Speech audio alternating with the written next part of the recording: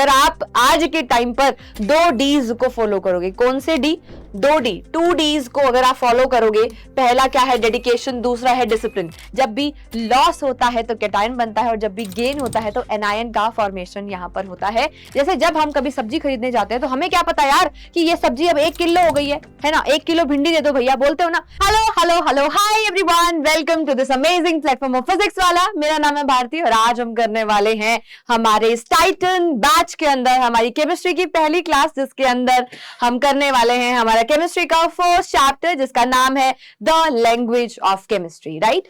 तो बेटा जैसे कि नाम से ही समझ में आ रहा है, इस पर्टिकुलर चैप्टर के अंदर हम आपकी केमिस्ट्री के बहुत ही इंपॉर्टेंट वाले कॉन्सेप्ट्स पढ़ने वाले हैं, यानी कि केमिस्ट्री की लैंग्वेज को पढ़ने वाले हैं। जो भी टॉपिक्स इस सेशन के अंदर मैं आपको पढ़ाने वाली हूं बेटा, बेसिक्स होने वाले हैं, फंडामेंटल्स होने वाले हैं। इस पर्टिकुलर टॉपिक के बिना आपको केमिस्ट्री आगे के लेवल में भी समझ में नहीं आएगी। आगे का लेवल क्या है? अगर आपके बाय चांस इस चैप्टर के कॉन्सेप्ट्स वीक रह जाते हैं तो आपको क्लास 10th के अंदर भी दिक्कत आती है, 11th 12th में भी प्रॉब्लम आती है। तो आपको मेक श्योर करना है कि आप इस चैप्टर के अंदर एक्सेल करें, एंड ये सीरीज इसीलिए है ताकि आप चीजों को जल्दी जल्दी से कवर कर लें। अगर अभी तक भी आपने अपने एग्जाम के लिए प्रिपरेशन स्टार्ट नहीं किया है तो इसीलिए हम ये बैच आपके लिए लेकर आए हैं, ताकि आपकी प्रिपरेशन को एक बूस्ट मिले और आप बहुत अच्छा स्कोर कर पाएं अपने स्कूल के अंदर, अपने एग्जाम्स के अंदर, और साथ ही साथ अपने कॉन्सेप्ट्स को भी क्या कर पाए? बिल्ड कर पाए। तो चलिए फिर बिना किसी देरी के स्टार्ट करते हैं हमारा आज का ये प्यारा सा सेशन। ओके, तो क्या करने वाले हैं, देखो सब कुछ कवर कराऊंगे जो भी तुम्हारे सिलेबस के अंदर है। सबसे पहले बेटा बेसिक इंट्रोडक्शन हम लेने वाले हैं हमारे केमिस्ट्री का, ठीक है। ओके, मैटर क्या होता है, एटम क्या होता है, मॉलिक्यूल क्या होता है, सारी चीजें मैं बताऊंगी। उसके बाद बेटा सिंबल्स के बारे में हम देखेंगे। आप सभी को पता है हम यहां पर एलिमेंट्स के लिए सिंबल यूज करते हैं, तो सिंबल क्या होते हैं वो सब मैं आपको बताऊंगी। वैलेंसी, रेडिकल, केमिकल फॉर्मूला किस तरीके से हम लिखते हैं, ये सारी चीजें कवर करेंगे। Relative atomic mass, relative molecular mass, calculation molecular mass, percentage composition and empirical formula भी आज के इसी सेशन के अंदर मैं आपको करवाने वाली हूं। अच्छा, एक चीज का ध्यान रखेंगे, आप अगर नोट करें, अपने बुक्स को देखें तो कुछ बुक्स के अंदर जैसे कि सेलिना या फिर दलाल, जो भी बुक आप फॉलो करते हैं, उनमें ऐसा हो सकता है कि यहां पर आपको इस पर्टिकुलर चैप्टर के अंदर बैलेंसिंग ऑफ केमिकल इक्वेशन भी दे रखा हो, बट वो इस चैप्टर के अंदर मैं आपको ना पढ़ाकर इससे अगले चैप्टर में पढ़ाने वाली हूं। तो टेंशन मत लेना, सारे टॉपिक्स को हम कवर करेंगे। सीक्वेंस को जो हम फॉलो करने वाले हैं वो उस तरीके से फॉलो करेंगे कि जो चीज आपको ज्यादा अच्छे से समझ में आएगी उसको वहीं पर हम पढ़ने वाले हैं। तो चलिए फिर स्टार्ट करते हैं हमारा प्यारा सा chapter the language of chemistry, ठीक है। सो सबसे पहले तो तुम्हें थोड़ा सा मोटिवेट करने के लिए ये मेरा फेवरेट कोट है जो मैं हर बार बच्चों को बताती हूँ, दिखाती हूँ। क्या कह रहा है देखिए, genius is much less about your genetics and much more about your consistent hard work. तो आप भी बेटा जीनियस बन सकते हो, है ना। जीनियस ये नहीं होता कि भाई पैदाइशी कोई जीनियस होता है। अगर आप आज के टाइम पर 2 डीज को फॉलो करोगे, कौन से डी? 2D, 2 डीज को अगर आप फॉलो करोगे, पहला क्या है? डेडिकेशन, दूसरा है डिसिप्लिन। यानी कि अगर आप डेडिकेशन और डिसिप्लिन के साथ मेहनत करते चले जाएंगे तो आपको टॉप करने से, आपको जीनियस बनने से, आपको उस पर्टिकुलर सब्जेक्ट में मास्टर बनने से कोई भी नहीं रोक सकता है। अगर आप आज से भी मेहनत करना शुरू करते हैं बेटा, तो भाई मैं आपको लिखकर दे रही हूं, आपके अच्छे नंबर आएंगे, आप चीजों को अच्छे से पकड़ पाएंगे, समझ पाएंगे, कॉन्सेप्ट्स को क्लियर कर पाएंगे, ठीक है। तो आज से ही आपको मेहनत करनी शुरू करनी है। कॉपी के पहले पन्ने पे इस चीज को लिख लेना, इस कोड को लिख लेना, और डेडिकेशन एंड डिसिप्लिन ये दोनों शब्द लिख लेना। इन दोनों को फॉलो करते हुए चलोगे तो तुम्हें कोई भी नहीं रोक सकता है, ठीक है।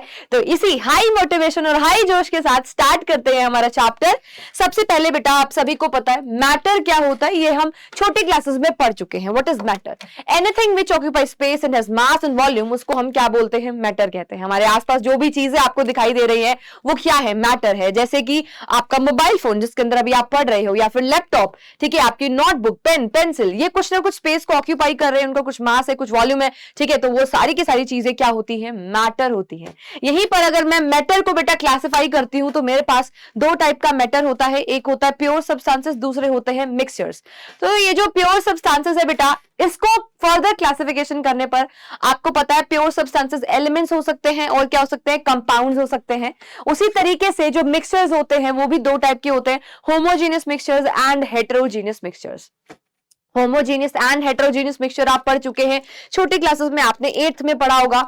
होमो का मतलब ही होता है बेटा सेम, होमो का मतलब ही होता है सेम, हेटेरो का मतलब ही होता है बेटा जी डिफरेंट, ठीक है। तो होमो का मतलब क्या हुआ, जहां पर कॉम्पोजिशन सेम है, जैसे कि शुगर सॉल्यूशन, जैसे कि बेटा जी क्या, शुगर सॉल्यूशन। जब हम शुगर सॉल्यूशन की बात करते हैं तो चीनी को हमने या फिर सॉल्ट को हमने पानी में घोला हुआ है, जो आपकी कॉम्पोजिशन होगी वो क्या रहेगी, यूनिफॉर्म रहेगी, एक समान रहेगी, हमें अलग से बाउंड्रीज विजिबल नहीं होंगी। वहीं पे अगर मैं हेटेरो की बात करती हूं तो यहाँ पे नॉन यूनिफॉर्म कॉम्पोजिशन होती है। क्या होती है बेटा, non uniform composition, non uniform composition होता है, ठीक है। जैसे कि sand in water, mud in water, लिख लेते हैं यहाँ पर इसका एग्जांपल हम, सैंड इन वाटर, है ना, मिट्टी डाल दी किसमें बेटा, पानी में, अलग से बाउंड्रीज विजिबल होंगी, आपको पता चलेगा कि यस यहाँ पर इस पर्टिकुलर वाटर के अंदर हमने क्या डाली हुई है, मिट्टी डाली हुई है, रेत डाली हुई है, मड डाला हुआ है, ठीक है। अच्छा, अब यहां पर आ जाते हैं प्योर सब्सटेंसेस के ऊपर, क्योंकि हमें इस पर्टिकुलर चैप्टर में एलिमेंट्स एंड कंपाउंड्स के साथ डील करना है। एलिमेंट्स की अगर मैं तुमसे एग्जांपल पूछूं तो कोई भी बच्चा आंख बंद करके लिस्ट ऑफ एलिमेंट्स मुझे बता सकता है, क्योंकि इतना तो तुम 8th में पढ़कर आए हो कि मैम हाइड्रोजन एक एलिमेंट होता है ना, क्या चीज भाई, हाइड्रोजन मैम एक एलिमेंट होता है, आयरन मैम एक एलिमेंट होता है, गोल्ड भी किसका एग्जांपल है, एलिमेंट का एग्जांपल है, कॉपर एक क्या है, एलिमेंट है, प्लेटिनम एलिमेंट है, ठीक है, सिल्वर एलिमेंट है। उसी तरीके से कंपाउंड्स के अगर मैं तुमसे एग्जांपल पूछूं तो तुम कहोगे कि मैम कंपाउंड्स जो होते हैं उसके एग्जांपल में सोडियम क्लोराइड, है ना, क्या ले सकते हैं मैम, सोडियम क्लोराइड, और इसके अलावा क्या ले सकते हैं, वाटर ले सकते हैं, water is also a compound, ammonia gas, carbon dioxide, ये सारे के सारे हमारे क्या है बेटा, कंपाउंड्स के एग्जांपल्स हैं, ठीक है। तो प्योर सब्सटेंसेस में एलिमेंट्स एंड कंपाउंड्स के साथ हमें डील करना है। इस पर्टिकुलर चैप्टर में जो हमें चीजें डिस्कस करनी है वो है सबसे पहले बेटा सिंबल्स, एलिमेंट्स के सिंबल्स क्या होते हैं वो हमें समझना है, कौन से एलिमेंट को किस तरीके से हम सिंबलाइज करते हैं, क्या रिप्रेजेंटेशन है, ठीक है। दूसरी चीज बेटा हमें यहां पर केमिकल फॉर्मूला के ऊपर फोकस करना है इस पर्टिकुलर चैप्टर में, ठीक है। तो भाई ऐसा कोई भी नहीं होगा बच्चा जिसको एटम के बारे में नहीं पता होगा, है ना, ऐसा कोई भी बच्चा नहीं होगा जिसको एटम के बारे में नहीं पता होगा। एटम क्या होता है, basic building block of any matter, किसी भी मैटर का जो बेसिक बिल्डिंग ब्लॉक होता है, किसी भी मैटर का जो बेसिक बिल्डिंग ब्लॉक होता है उसको क्या बोलते हैं हम, उसको हम एटम बोलते हैं। जैसे हमारे घर को अगर मैं देखूं अभी, है ना, जो घर में तुम अभी बैठे हो, जो तुम्हारा स्वीट होम है, ठीक है, तो वो स्वीट होम के अंदर जो उसका बिल्डिंग ब्लॉक है वो क्या है, ईंटें हैं। जब रूम्स बने तो कमरा, एक कमरा बना, उस वो किससे बना, एक दीवार से बना है। दीवार के अंदर, वॉल के अंदर जो पहली एक बेसिक फंडामेंटल है हमारा, ठीक है, वो क्या है, फंडामेंटल बिल्डिंग ब्लॉक क्या है वहां का, क्या है बेटा, ईंटें हैं। ईंटों को रख रख के वॉल्स बनी, वॉल से एक रूम बना और रूम को जोड़कर पूरा एक घर बनता है, ठीक है। उसी तरीके से कोई भी मैटर जो है उसका जो बिल्डिंग ब्लॉक है ना, क्या चीज बेटा, building block, building block of any matter, ठीक है, एनी मैटर, किसी भी मैटर का जो बिल्डिंग ब्लॉक होता है उसको हम क्या बोलते हैं बेटा, एटम कहते हैं। एंड कॉम्बिनेशन ऑफ एटम को हम क्या बोलते हैं बेटा जी, मॉलिक्यूल कहते हैं, ठीक है। Combination combination combination combination of atom, अगर हमने एटम का क्या कर दिया बेटा जी, कॉम्बिनेशन कर दिया, तो मेरे पास क्या बन जाता है, मॉलिक्यूल का फॉर्मेशन हो जाता है। आई होप आप सभी को क्लियर हो गया, ये सारी बातें छोटी छोटी सबको पता होती है। अब यहां पर चलते हैं कि ma'am why we need symbols, है ना, सिंबल्स के ऊपर डायरेक्टली जंप करेंगे। आप सभी को पता है सिंबलाइज हम करते हैं, जैसे कि आपको पता है हाइड्रोजन का सिंबल H होता है ना, जैसे कि फॉर एग्जाम्पल हीलियम, हमारे पास जो गैस होती है उसका सिंबल He होता है, गोल्ड का सिंबल क्या होता है, Au होता है। तो व्हाई वी नीड सिंबल्स, और ये सिंबल कहां से आए हैं इसके ऊपर हम चर्चा करेंगे। देखिए, the use of symbol ensure that the language of chemistry is understood internationally and does not change because of the culture, language, geographical boundaries etcetera. अब फॉर एग्जाम्पल मान लीजिए आप जो है इंडिया में कुछ काम कर रहे हैं, है ना, केमिस्ट्री के ऊपर कुछ पढ़ाई कर रहे हैं, फिर बड़े होकर रिसर्च करेंगे, ठीक है। उसी तरीके से फिर तुम्हारा एक दोस्त जो तुम्हारे साथ आज यहां पर पढ़ रहा है और कल को मान लो वो इंडिया से बाहर जाकर कुछ रिसर्च वर्क करता है, तो वहां पे अगर मान लो आयरन का सिंबल कुछ और होता हो, यहां पर हम आयरन का सिंबल क्या पढ़ते हैं बेटा, Fe पढ़ते हैं, लेट्स से वहां पर आयरन का सिंबल अगर आई होता हो तो बड़ी कंफ्यूजन हो जाएगी। इंडिया में तो वो पढ़ के गया आई, तो आयोडीन का सिंबल होता है, तो बड़ी दिक्कत होगी फिर, है ना। तो इंटरनेशनल लेवल पर सारी चीजें एक समान रहे, सबके लिए सही रहे, कंफ्यूजन नहीं हो अगर हम इंटरनेशनल लेवल पर बात करते हैं। तो इसीलिए बेटा, इसीलिए हमने क्या सोचा कि एक हमारे पास क्या होने चाहिए, एलिमेंट्स के सिंबल होने चाहिए जो कि हर जगह सेम हो, अलग अलग नाम ना हो, हर जगह पे सेम होने चाहिए। दूसरा, चीजों को बार बार रिपीट करना, किसी केमिकल रिएक्शन को अगर हम लिख रहे हैं, बार बार हम लिखे कि आयरन ने सल्फर के साथ रिएक्शन करा तो हमारे पास प्रोडक्ट बना, ठीक है। तो यहां पर आयरन और सल्फर पूरा लिखने से अच्छा है कि हम उसको सिंबलाइज कर दे, उसके सिंबल बना दे, ताकि हमारे लिए भी चीजें आसान हो, है ना, ताकि हमारे लिए भी चीजें आसान हो, ठीक है। तो इसलिए हम क्या यूज करते हैं, सिंबल्स यूज करते हैं। तो ये सिंबल डिजाइन करने में सबसे पहले जो साइंटिस्ट आए थे, उनका नाम था बेटा, उनका नाम क्या था बेटा, हमारे पास सर डॉल्टन। तो डॉल्टन ने जो सिंबल्स दिए थे वो आप देख सकते हो, हाइड्रोजन को इस तरीके से उन्होंने सिंबलाइज करा था, फास्फोरस को इस तरीके से सिंबलाइज करा था, कार्बन को, सल्फर को, लेड को, प्लेटिना को, आपके ऑक्सीजन को, आयरन को, सिल्वर को, मरकरी को, किसने दिया था, ये सर डॉल्टन ने ये सिंबल्स दिए थे। पर ये खास कुछ काम आए नहीं ये वाले सिंबल। क्यों बेटा काम नहीं आए, क्योंकि हमने सोचा था कि सिंबल से हमारा काम आसान हो जाए, है ना। अब यहां पर तो ये भी ध्यान रखना पड़ रहा था कि भाई सल्फर होगा तो गोला लगा के बीच में प्लस लगाना है, प्लेटिनम को अगर हमें लिखना है तो गोला लगाकर पी लिखना है, फिर ऐसे डिजाइन सा बनाना है ना। फास्फोरस में इस तरीके से बनाना है, तो ये बड़ा ही मुश्किल था कि इसको हम ध्यान रखें। तो इसका कुछ खास फायदा हमें हुआ नहीं सिंबल्स का, ठीक है। तो इसी वजह से हम डॉल्टन के सिंबल्स को यूज नहीं करते हैं, डॉल्टन के सिंबल्स को हम यूज नहीं करते हैं, ठीक है। तो a symbol is the short form, ठीक है। सिंबल क्या होता है, एक शॉर्ट फॉर्म होता है, that stand for the atom of a specific element and abbreviation used for the name of the element. तो इसी बेसिस पर हमारे सर ब्रिजेलियस ने क्या कहा, उन्होंने कहा कि मैं क्या करने वाला हूं, जो भी एलिमेंट होगा उसके पहले अल्फाबेट को मैं उठाऊंगा और उसी को ही मैंने क्या बना देना है, सिंबल। तो हर केस में पहला नहीं होगा, पहला दूसरा हो सकता है, पहला तीसरा हो सकता है, ठीक है। जैसे फॉर हाइड्रोजन सिंबल हमारे पास H होता है, हीलियम के लिए अगर H कर देंगे तो दोनों सेम हो जाएगा, इसी वजह से हमने दूसरा क्या उठाया, ई उठा लिया, तो हीलियम का सिंबल क्या बन गया, He बन गया, ठीक है। क्या सभी को क्लियर है। तो इसलिए हमने क्या यूज करे भाई, सिंबल्स यूज करे।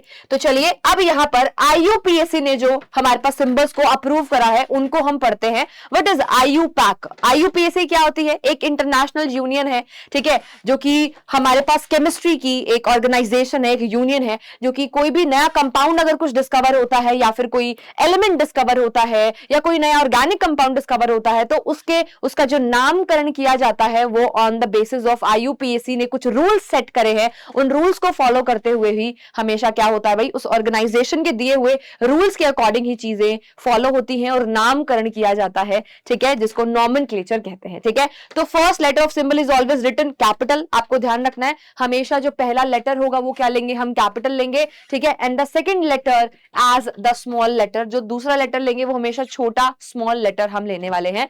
हाइड्रोजन का सिंबल सभी को पता है क्या होता है बेटा, H होता है, ठीक है। हीलियम का सिंबल क्या होता है, He होता है। लिथियम का सिंबल Li होता है ना। बेरिलियम का सिंबल क्या होता है बेटा, Be होता है। बोरोन का सिंबल क्या होता है, B होता है, ठीक है। कार्बन का सिंबल C होता है। नाइट्रोजन का सिंबल क्या होता है, N होता है। क्या सभी को क्लियर, ये तो सबको आता ही है। ऑक्सीजन का सिंबल O होता है। फ्लोरीन क्या होता है, नियोन, देखिए यहाँ पर Ne हो जाएगा। सोडियम का सिंबल क्या SO होगा, नहीं मैम, सोडियम का सिंबल SO नहीं होता, सोडियम का सिंबल क्या होता है Na। ये इसके लैटिन नेम नेट्रियम से आया है, कहां से आया है, नेट्रियम से आया है। मैग्नीशियम का सिंबल बेटा जी Mg होता है, ठीक है, क्या होता है, Mg होता है, ठीक है। उसके बाद क्या है, एल्यूमिनियम, एल्यूमिनियम का सिंबल Al होता है। सिलिकॉन का क्या होता है, Si होता है। फास्फोरस को हम P से रिप्रेजेंट करते हैं, सल्फर को S से रिप्रेजेंट करते हैं। क्लोरीन के लिए हम पहला और तीसरा लेटर उठाते हैं, देखिए यहाँ पर पहला और तीसरा नहीं, पहला और तीसरा ही, ठीक है। फर्स्ट C उठाया और थर्ड लेटर उठाया, सेकंड नहीं उठाया। तो बहुत सारे ऐसे भी आपको एलिमेंट्स मिल जाएंगे जहां पर हम पहला और तीसरा लेटर उठाते हैं। आर्गन का सिंबल बेटा Ar हो जाएगा। तो ये कुछ इंपॉर्टेंट सिंबल्स हैं जो बार बार यूज होते हैं। देखिए चलिए अब यहां पर फास्फोरस हम पढ़ चुके हैं। पोटेशियम का सिंबल बेटा के होता है, पी नहीं होता। पी क्यों नहीं होता? ये इसके लैटिन नेम कैलियम से लिया गया है, इसीलिए। कैल्शियम का सिंबल सी ए होगा, बेरियम का सिंबल बी ए होगा, ब्रोमीन का सिंबल बी आर होगा, कोबाल्ट का बेटा जी सी ओ होगा, गोल्ड का क्या होगा भाई? गोल्ड का एयू होगा। एयू कहां से आया मैम? जीओ क्यों नहीं हुआ? ऑरम से आया है, लैटिन नेम ऑरम, और लैटिन में ऑरम का मतलब होता है येलोइश, ठीक है। चलिए, सो आयोडीन का सिंबल आई होगा। आयरन का सिंबल भी आई होगा क्या? नहीं, ये इसके लैटिन नेम फेरम से आया है, जहां से सिंबल आया एफ ई। लेड का सिंबल पी बी होगा, प्लम्बम से आया है। यूरेनियम का यू होगा, और जिंक का क्या होगा बेटा? Z N. यहां पर भी पहला और तीसरा लेटर हमने उठाया है, ठीक है। तो आपको ना इन लेटर्स के अंदर कंफ्यूज नहीं होना, इन सिंबल्स के अंदर कंफ्यूज नहीं होना। जैसे बी क्या होता है? बोरोन होता है। बीई बेरिलियम होता है। बी ए बेरियम होता है। बी आर क्या होता है? ब्रोमीन। बड़ी कंफ्यूजन होती है, बड़ी कंफ्यूजन होती है इसमें बहुत सारे बच्चों को, है ना। Boron, beryllium, barium and bromine, ठीक है। Boron, beryllium, barium and bromine. मेरे साथ साथ याद करेंगे, मेरे साथ साथ याद करेंगे। फिर से बोलो, boron, beryllium, barium and bromine, ठीक है। इस तरीके से आपको ध्यान रखना है। एक हमारे पास होता है बेटा मैग्नीशियम, एक होता है हमारे पास Mn। मैग्नीशियम और Mn क्या होता है? मैग्नीज। मैग्नीशियम है और ये क्या है? मैग्नीज। मैग्नीशियम एंड क्या है? मैग्नीज। कंफ्यूज नहीं होना है, क्लियर है। चलिए आगे चलते हैं। ये कुछ सिंबल्स की हमने डिस्कशन कर ली है। अभी कुछ और सिंबल्स हैं विद द लैटिन नेम। आपको लैटिन नेम भी याद होने चाहिए, ये लैटिन नेम इंपॉर्टेंट है, ठीक है। ये लैटिन नेम आपसे पूछे जा सकते हैं। जैसे सिल्वर का जो सिंबल है वो एजी होता है। कहां से आया बेटा? अर्जेंटम से आया। कहां से आया? लैटिन नेम क्या है? अर्जेंटम। कॉपर का सिंबल CU होता है, जो कि क्यूप्रम से आया है। कहां से आया? क्यूप्रम से आया, ठीक है। गोल्ड का सिंबल AU होता है, ठीक है। AU होता है, जो कि ऑरम से आया है। लैटिन में इसका मतलब येलो होता है। आयरन फेरम से आया है, FE सिंबल बन गया। पोटेशियम कैलियम से आया है। सोडियम नेट्रियम से आया है, Na, ठीक है। लेड प्लम्बम से आया है, PB। एंड एंटीमनी का सिंबल बेटा SB होता है, एंड इसका लैटिन नेम क्या है? स्टीबियम। क्या है? स्टीबियम, ध्यान रखना। टंगस्टन बेटा वॉल्फ्रम से आया है, इसलिए इसका सिंबल क्या होगा? W होगा। आई होप सभी को याद हो गया है। अगर याद हुआ है तो अभी कमेंट सेक्शन के अंदर जाकर स्टार चमका देना, सितारे चमका देना, ठीक है। फिर से याद करवाती हूँ। अर्जेंटम AG, क्यूप्रम कॉपर के लिए, ऑरम गोल्ड के लिए, फेरम आयरन के लिए, कैलियम पोटेशियम के लिए, नेट्रियम सोडियम के लिए, प्लम्बम लेड के लिए, स्टीबियम किसके लिए यूज करते हैं बेटा? एंटीमनी के लिए यूज करते हैं, ठीक है। और वॉल्फ्रम हम किसके लिए यूज करते हैं? टंगस्टन के लिए यूज करते हैं। क्या सभी को क्लियर हुआ? ठीक है। उसी के साथ हमारे पास एक और होता है एलिमेंट टिन, जिसका सिंबल होता है बेटा SN, ठीक है। स्टेनस जिसको बोलते हैं, ठीक है। कहां से आया है? स्टेनस से आया है। इसका सिंबल T नहीं होता है, क्या होता है? SN होता है।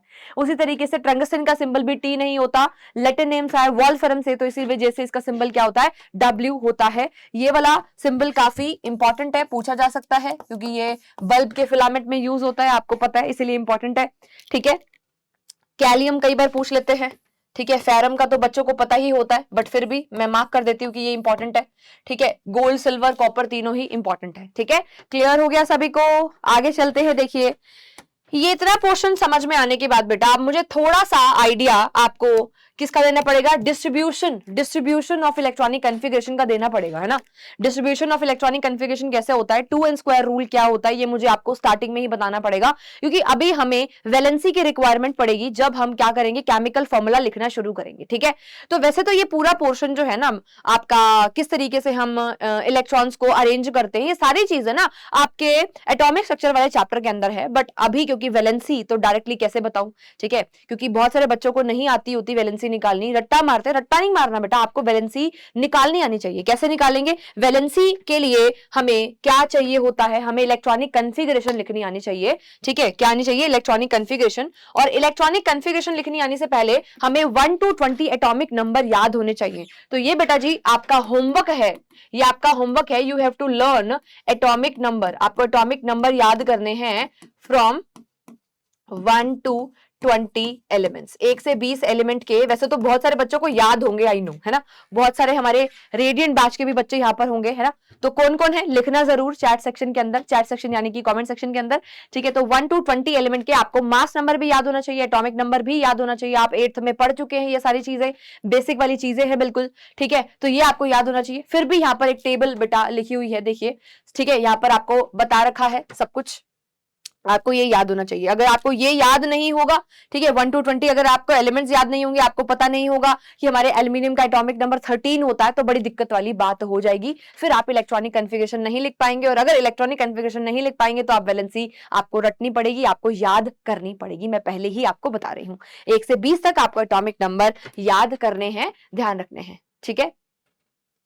चलिए, तो यहां पर अगर आपने 1 से 20 तक एटॉमिक नंबर याद कर लिए हैं, है ना, तो अब हम यहां पर लिखना शुरू करेंगे क्या चीज बेटा, इलेक्ट्रॉनिक कॉन्फ़िगरेशन, ठीक है, डिस्ट्रीब्यूशन ऑफ इलेक्ट्रॉन। सबसे पहले बेटा आपको ये पता होना चाहिए कि हमारा ये जो एटॉमिक नंबर होता है, ये एटॉमिक नंबर आखिर हमें बताता क्या है ना। ये एटॉमिक नंबर बेसिकली हमें टोटल नंबर ऑफ प्रोटॉन्स के बारे में बताता है, ठीक है। एटॉमिक नंबर हमें किसके बारे में बताता है बेटा, एटॉमिक, जो हम एटॉमिक नंबर याद करते हैं ना, ये एटॉमिक नंबर किसके बारे में इंफॉर्मेशन देता है, हमें ये नंबर ऑफ प्रोटॉन्स के बारे में बताता है, नंबर ऑफ प्रोटॉन्स के बारे में बताता है। अब आपको पता है एटम जो होता है, एटम एज अ होल एक क्या होता है बेटा, एक न्यूट्रल स्पीसीज होता है। अगर ये एक न्यूट्रल स्पीसीज है, यानी कि इसके अंदर पॉजिटिव और नेगेटिव चार्ज क्या होगा, बराबर बराबर बराबर होगा। तो यहां पर नंबर ऑफ प्रोटॉन्स जो होंगे बेटा, हमारे नंबर ऑफ इलेक्ट्रॉन्स के क्या होने वाले हैं, इक्वल होने वाले हैं, बराबर होने वाले हैं।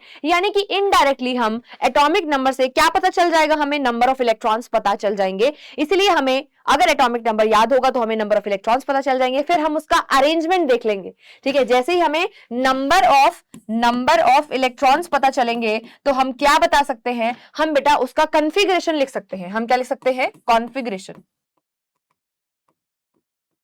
हम कॉन्फ़िगरेशन लिख सकते हैं, यानी कि अरेंजमेंट ऑफ इलेक्ट्रॉन्स देख सकते हैं। बेसिक स्ट्रक्चर का आइडिया एटम का सभी को है, ठीक है, ये आपने 8th में भी पढ़ रखा होगा, बट फिर भी हम एक बार आपको बता देते हैं। देखिए, आपको पता है बीचों बीच क्या प्रेजेंट होता है, हमारा न्यूक्लियस प्रेजेंट होता है। न्यूक्लियस के बाहर हमारे पास पहला शेल प्रेजेंट होता है, शेल्स प्रेजेंट होते हैं, है ना। ये फर्स्ट शेल है, लेट्स से ये सेकंड शेल है। तो यहाँ पर ये जो न्यूक्लियस है, इस न्यूक्लियस के अंदर, ये जो न्यूक्लियस है बेटा जी, इस न्यूक्लियस के अंदर आपके पास प्रोटॉन्स एंड क्या प्रेजेंट होते हैं, न्यूट्रॉन्स प्रेजेंट होते हैं। इलेक्ट्रॉन, प्रोटॉन, न्यूट्रॉन आपके सब एटॉमिक पार्टिकल्स होते हैं, ठीक है। तो यहाँ पर प्रोटॉन्स एंड न्यूट्रॉन प्रेजेंट होते हैं, जिसकी वजह से मास होता है। किसी भी एटम का जो भी मास होता है वो उसके न्यूक्लियस की वजह से होता है, और न्यूक्लियस में आपके पास प्रोटॉन और न्यूट्रॉन प्रेजेंट होते हैं। ये बेटा आपके शेल्स हैं, इनको क्या बोलते हैं, शेल्स। ये पहला शेल है के शेल, जिसको हम कहेंगे, है ना, इसको हम एनर्जी लेवल भी कहते हैं। ये के शेल है, फर्स्ट शेल है, ठीक है, क्लियर हुआ। और ये वाला जो शेल है बेटा, ये आपका एल शेल है। कौन सा शेल है बेटा, एल शेल है, यानी कि सेकंड एनर्जी लेवल। इन शेल्स को हम एनर्जी लेवल भी कहते हैं, और इन शेल्स के अंदर प्रेजेंट होते हैं बेटा आपके इलेक्ट्रॉन्स, ठीक है। इन शेल्स के अंदर क्या प्रेजेंट होते हैं, इलेक्ट्रॉन्स प्रेजेंट होते हैं। इलेक्ट्रॉन्स बेटा घूम रहे होते हैं, चक्कर लगा रहे होते हैं, किसका, न्यूक्लियस का चक्कर लगा रहे होते हैं, ठीक है। तो भाई ये जो शेल्स होंगे, ये जो हमारे पास शेल्स होते हैं, ये क्या होते हैं बेटा, ध्यान देंगे सभी बच्चे, ये जो हमारे पास शेल्स होते हैं, ये क्या है, ये हमारे एनर्जी लेवल है। ये क्या है, हमारे एनर्जी लेवल को शो करते हैं। अगर कहीं पर मैंने लिखा n, ठीक है, कहीं पर अगर मैंने लिखा n इज इक्वल टू 1, ये क्या दिखाता है, n जो है एनर्जी लेवल नंबर 1 बताता है। n इज इक्वल टू 1 का मतलब क्या है, हम फर्स्ट एनर्जी लेवल की बात कर रहे हैं। हम किसकी बात कर रहे हैं, फर्स्ट एनर्जी लेवल की बात कर रहे हैं। फर्स्ट एनर्जी लेवल का मतलब क्या होता है, फर्स्ट एनर्जी लेवल का मतलब होता है हम पहले शेल की बात कर रहे हैं, यानी कि K इज इक्वल टू के शेल की हम बातें यहां पर कर रहे हैं। यानी कि के शेल के लिए n की वैल्यू कितनी हो जाएगी, हमारे पास 1 हो जाएगी, ठीक है। के शेल के लिए ध्यान से लिखेंगे यहाँ पे सभी बच्चे, फॉर के शेल हमारे पास यहाँ पर n की वैल्यू 1 के बराबर हो जाएगी। हमारे पास फिर होता है बेटा एल शेल के लिए हमारे पास एनर्जी लेवल नंबर 2 हो जाएगा। एम शेल हमारे पास होता है, एंड एम शेल के लिए हमारे पास n की वैल्यू कितनी हो जाएगी बेटा जी, 3 हो जाएगी, एंड सो ऑन, इसी तरीके से चलती रहेगी। क्या सभी को क्लियर हुआ, क्या सभी को समझ में आया, ठीक है। ये n क्या है बेटा, एनर्जी लेवल बताता है। n क्या बताता है हमें, एनर्जी लेवल बताता है। क्या सभी को क्लियर हो गया है? यस और नो? अगर आपको ये समझ में आ गया है तो अब हम बेटा जी पढ़ेंगे हमारा 2n स्क्वायर रूल। ठीक है, क्या पढ़ने वाले हैं? 2n square rule. 2n square rule हमें समझाता है कि किस तरीके से किसी भी शेल के अंदर मैक्सिमम कितने इलेक्ट्रॉन्स प्रेजेंट होते हैं। ठीक है, क्या बताता है बेटा? हमें बताएगा कितने मैक्सिमम इलेक्ट्रॉन्स हमारे पास किसी भी शेल के अंदर प्रेजेंट हो सकते हैं। क्या बताता है? इसको हम यहां पर मेंशन भी कर लेंगे। ये हमें बताता है maximum number of electrons present in a shell. किसके बारे में इंफॉर्मेशन देता है बेटा? Maximum number of electrons present in a shell. किसी भी शेल में कितने नंबर ऑफ इलेक्ट्रॉन्स प्रेजेंट होते हैं वो हमें कौन बताता है? 2n स्क्वायर रूल बताता है। जैसे फॉर एग्जांपल हम यहां पर सबसे पहले कैलकुलेट करेंगे फॉर आवर के शेल। के शेल के लिए अगर मुझे कैलकुलेट करना है तो के शेल के लिए आपको पता है n की वैल्यू 1 होती है। यहां पर 2n स्क्वायर रूल के अंदर बेटा मैं n की वैल्यू को 1 पुट करूंगी तो मेरे पास क्या आ जाएगा? 2 इंटू में 1 का स्क्वायर एंड 2 इंटू में 1 यानी कि 2 इलेक्ट्रॉन्स मैक्सिमम मैं हमारी फर्स्ट शेल के अंदर डाल सकती हूँ, यानी कि के शेल के अंदर डाल सकती हूँ। ठीक है, क्या कर सकती हूं? के शेल के अंदर मैक्सिमम 2 इलेक्ट्रॉन्स डाल सकती हूं। उसी तरीके से अगर मैं यहां पर कहूं भाई ये मैंने के शेल के लिए निकाला है, अगर मेरे को सेकंड शेल के लिए निकालना है फॉर एल शेल बेटा जी अगर मुझे निकालना है तो यहां पर n की वैल्यू 2 हो जाएगी।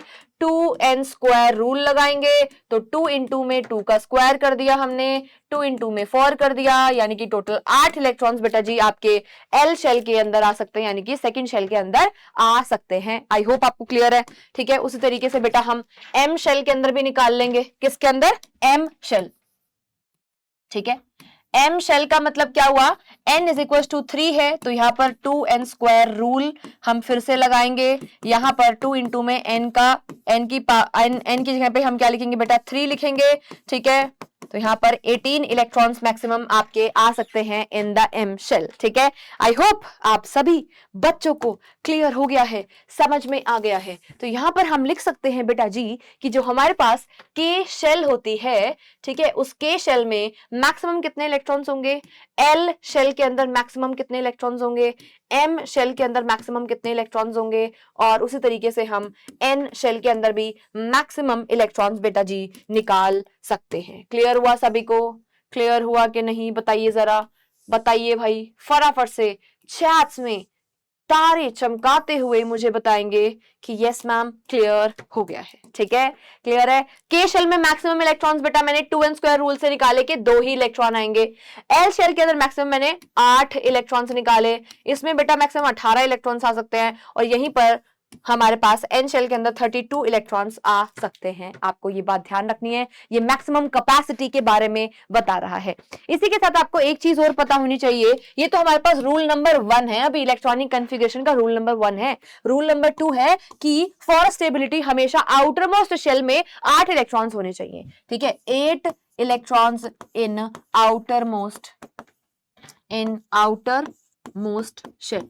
आउटर मोस्ट शेल में मैक्सिमम क्या होने चाहिए बेटा? 8 इलेक्ट्रॉन्स होने चाहिए। आई होप आप सभी को क्लियर हो गया है, समझ में आ गया है। ठीक है भाई, चमक गया भाई सभी को? चलिए, सो इतनी बात अगर आपको सभी को समझ में आ गई है, क्लियर हो गई है, तो अब हम बेटा जी इलेक्ट्रॉनिक कॉन्फ़िगरेशन लिखना शुरू करेंगे, है ना। तो सबसे पहले हम किसकी लिखते हैं? हाइड्रोजन की लिखते हैं। ठीक है, हाइड्रोजन की इलेक्ट्रॉनिक कॉन्फ़िगरेशन आपको पता है एटॉमिक नंबर 1 होता है, तो के शेल के अंदर एक ही इलेक्ट्रॉन आ जाएगा, है ना। Yes ma'am, okay. फिर मैं बेटा सोडियम की अगर लिखूं तो सोडियम का एटॉमिक नंबर 11 होता है, तो के शेल में 2। ठीक है, सेकंड शेल के अंदर हम 8 इलेक्ट्रॉन्स डालेंगे, 10 भर दिए, टोटल 11 इलेक्ट्रॉन्स थे। ठीक है, टोटल 11 इलेक्ट्रॉन्स थे, 11 में से पहले शेल में 2 डाले, फिर 8 डाले और अगले वाले में 1 डाल देंगे। 2, 8 एंड 1 हमारे पास सोडियम की इलेक्ट्रॉनिक कॉन्फ़िगरेशन आ गई। ठीक है, फिर हम मैग्नीशियम की लिख देते हैं। चलो, मैग्नीशियम की इलेक्ट्रॉनिक कॉन्फ़िगरेशन टोटल 12 इलेक्ट्रॉन्स है। पहले हमने 2 डाले, फिर हमने कितने डाले? 8 डाले, फिर हमने 2 डाल दिए, तो के एल एंड एम शेल के अंदर कितने कितने आ गए हमारे पास? 2 कितने आ गए हैं? एम शेल के अंदर बेटा 2 इलेक्ट्रॉन्स आ गए। अब मैं एल्यूमिनियम की बात करूं तो यहां पर 2, 8 एंड 3 इलेक्ट्रॉन्स मेरे पास आ जाएंगे, किसके अंदर? एल्यूमिनियम के अंदर। ठीक है, के एल एम शेल के अंदर आ चुके हैं। आई होप आप सभी को क्लियर हो गया है। लिथियम की चलो मैं यहां पर बात कर लेती हूं। लिथियम में मेरे पास होगा 2 एंड 2 and 1, क्योंकि टोटल 3 ही इलेक्ट्रॉन्स इसके पास होते हैं। हमेशा बेटा जी आपको ध्यान रखना है कि हमारे जो वैलेंस इलेक्ट्रॉन्स होते हैं वो हमारे वीआईपी इलेक्ट्रॉन्स होते हैं। क्या बोला मैंने? वैलेंस इलेक्ट्रॉन्स जो होते हैं ना। अच्छा, पहली बात तो आउटर मोस्ट, जो हमारे आउटर मोस्ट इलेक्ट्रॉन्स होंगे वो क्या होते हैं? उनको हम वैलेंस, उनको हम क्या बोलते हैं बेटा? वैलेंस इलेक्ट्रॉन्स कहते हैं। और ये हमारे पास, ये हमारे लिए वीआईपी होते हैं, ये हमारे लिए most important, very important person होते हैं, क्योंकि इनके बिना काम नहीं चलता है। ठीक है, क्योंकि जब भी हमें रिएक्टिविटी डिसाइड करनी होगी, जब भी हमें ये चेक करना होगा कि ये स्टेबल होने वाले हैं कि नहीं, या कितने ये रिएक्टिव हैं, ठीक है, तो हम क्या देखेंगे? वैलेंस शेल इलेक्ट्रॉनिक कन्फिगरेशन देखेंगे। क्योंकि जब भी इलेक्ट्रॉन्स आने होते हैं या जाने होते हैं तो कहां से जाते हैं? वैलेंस शेल से जाते हैं, यानी कि आउटर मोस्ट शेल से जाते हैं। और कहां आते हैं? वैलेंस शेल में आते हैं, यानी कि आउटर मोस्ट शेल के अंदर ही आते हैं। आई होप आप सभी को क्लियर हो गया। इसी वजह से हमारे पास आउटर मोस्ट इलेक्ट्रॉन सबसे ज्यादा इंपॉर्टेंट होते हैं। तो अब हमें कैलकुलेट करना सीखना है बेटा वैलेंसी। ठीक है, हेडिंग लगाएंगे बेटा वैलेंसी। वैलेंसी क्या होती है? Valency is combining capacity of any element. Valency क्या होती है? कंबाइनिंग कैपेसिटी होती है बेटा किसी भी एलिमेंट की। क्या लिखेंगे?